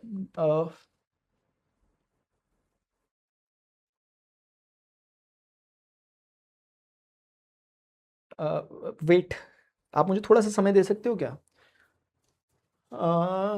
5 आना चाहिए था ना बीच में। W4 का आंसर, W4 का answer W1 plus W2 plus 2। W1 कितना है? 1। हाँ, तो मैंने यहाँ पे थोड़ा सा गलत कर दिया, थोड़ा सा नहीं से ब्लंडर ही कहेंगे। एक्चुअली W1 की वैल्यू कितनी है? 1 है, और W2 की वैल्यू कितनी है यार? 2 है, और उसमें 2 2 4 1 5, that should B 5। My God, इसके कारण तो सब कुछ गलत हो गया होगा। फिर फिर W5 में मैंने क्या किया? 3 तक आया। W1 W2 की मैंने वैल्यू, बच्चों इसके कारण ना थोड़ी चीज़ें कोई जो बेसिक जो मैंने बात बोली है वो बिल्कुल गलत नहीं हुई है, वो बिल्कुल सही होगी, मैं इसमें घचपच नहीं कर रहा। बट बात वही है, आप चेक करोगे, मैं आपको करके दिखाता हूँ, चलो don't worry. W1 plus W2 कहाँ तक आऊँगा? 5 में से 3 तक आऊँगा, 3 तक आऊँगा, फिर उसके बाद 2 जोड़ूंगा। अब मुझे पता चलेगा W1 प्लस W2 और ये प्लस का 2, ये पूरी चीज़ W4 है, तो मेरे अनुसार ये क्या बन गया? W3 plus W4। ठीक है ना? और आप समझ पाएंगे W3 W4 कितना है? 3 5 8। मैंने गलत कर दी सीरीज, अभी सही करता हूँ। तो ऐसे ही आप W6 में कहाँ तक जाओगे? 6 माइनस 2, 4 तक जाना है आपको, 4 तक चलते रहो, 1 2 3 4 तक चलते रहो, और एक एक्स्ट्रा 2 जोड़ दो। और आप ध्यान से देखो, ये पूरा और ये 2 मिलके ये ऊपर वाला W5 बन रहा है, और W4 बच गया, तो W4 प्लस W, जो बात मैं कह रहा था वो हुई है, यहाँ पर काम करी है। W4 और 5 कितने? 5 प्लस 8, और ये कितना हो गया? 13 हो गया। तो आप समझ पा रहे होंगे सीरीज आपकी कुछ कैसे बनी है बच्चों? ऐसे बनी है। यानी 1 और 2 कितना होता है यार? 3 होता है। 3 और 2 कितना होता है? 5 होता है। 5 और 3 कितना होता है? 8 होता है। 8 5 कितना होता है? 13 होता है। 13 और 8 कितना होता है? 21 होता है। 21 10 31 32 34, ऐसे जाएगा। ठीक है ना? ठीक है बच्चों, तो इस तरीके से ये होगी वीराहंका फिबोनाची सीरीज। ठीक है, तो मतलब कुछ भी नहीं हो रहा है इस सीरीज में। स्पेशलिटी इसने बोला भी है कि डू यू रिकॉग्नाइज, आपकी बुक में क्योंकि मेंशन किया गया है इनके बारे में थोड़ा सा, तो आप जाकर के आराम से पढ़ सकते हो। तो ये हमने समझ गया कि वीराहंका फिबोनाची सीरीज है, जिसमें कोई भी टर्म अपने 2 प्रीवियस जो टर्म रहते हैं, अल्टीमेट और पेनल्टीमेट, यानी कि उसके जस्ट पहले और उसके जस्ट और पहले वाला लास्ट और सेकेंड लास्ट टर्म के सम के बराबर होता है। तो बच्चों इस तरीके से यार आपका ये चैप्टर खत्म हो गया, और आपकी ये पार्ट 1 भी आपका फिनिश हो चुका है। ठीक है ना, गणित मंजरी का। आई होप आप लोगों को कुछ समझ में आया होगा चीज़ें। जो जो आपको होमवर्क करने के लिए दिए हैं, कुछ कुछ क्वेश्चन उन पर प्रैक्टिस करनी है। ठीक है ना, और आराम से करना है चीज़ों को, और स्टार वाले क्वेश्चन है सारे करने। हम वो बच्चे वाले नहीं है कि हमें एग्जाम में जो आएगा वो पढ़ेंगे। अगर ऐसा है तो फिर एडवांस मैथ्स लेकर के वो डबल स्टैंडर्ड शो मत करो। ठीक है ना, एडवांस मैथ्स हमने ली ही इसलिए। अगर मैं आपको एक काम की छोटी सी बात बताऊं, एडवांस मैथ्स में जो क्वेश्चन आएंगे ना, वो इन्हीं स्टार में से आएंगे। समझ में आ रही है बात? चलो अभी के लिए बच्चों इतना ही यार, मिलते हैं अपने नेक्स्ट सेशन में। अगर आपको सेशन इन्फॉर्मेटिव इंटरेस्टिंग लगा होगा, नीचे कमेंट सेक्शन में मुझे जरूर बताना। और पता कैसे चलता है मुझे कि सारे बच्चों ने, मतलब किस बच्चे ने लास्ट तक वीडियो देखा, क्या नहीं देखा, क्या नहीं देखा, वो मुझे बताएगा कि 10 के बाद क्या आता है। ठीक है ना, तो 11 लिखा हुआ दिखेगा तो लोग बोलेंगे 11 11 क्यों लिखा हुआ, 11 11 क्यों लिखा हुआ, सब 11 11 क्यों लिख रहे हैं, तो पता चल जाएगा वो बच्चे ने पढ़ा था लास्ट तक। ठीक है, वीडियो को बच्चों तुम 11 लिखना, ये मत लिखना 10 के बाद क्या आता है। तो बच्चों, और वीडियो को प्लीज़ लाइक, और आप वो कर सकते हो, लाइक कर सकते हो, शेयर भी कर सकते हो चाहो तो आप। और यार एक इंपॉर्टेंट बात है, सोशल साइंस की भी पार्ट 1 ऑलरेडी खत्म हो चुका हो, तो उससे पहले ही हो गया था। साइंस भी ऑलमोस्ट खत्म हो चुका है, 1 2 चैप्टर टिल डेट बचे हैं, पता नहीं आप कब देख रहे हो, तब तक हो चुका होगा। और बाकी हमारे जो इंग्लिश हिंदी संस्कृत है वो भी सब पैरेलली चल रहा है। अभी के लिए बच्चों इतना ही, मिलते हैं नेक्स्ट सेशन में। Then good bye, see you, take care, Jai Hind, bye, love you all.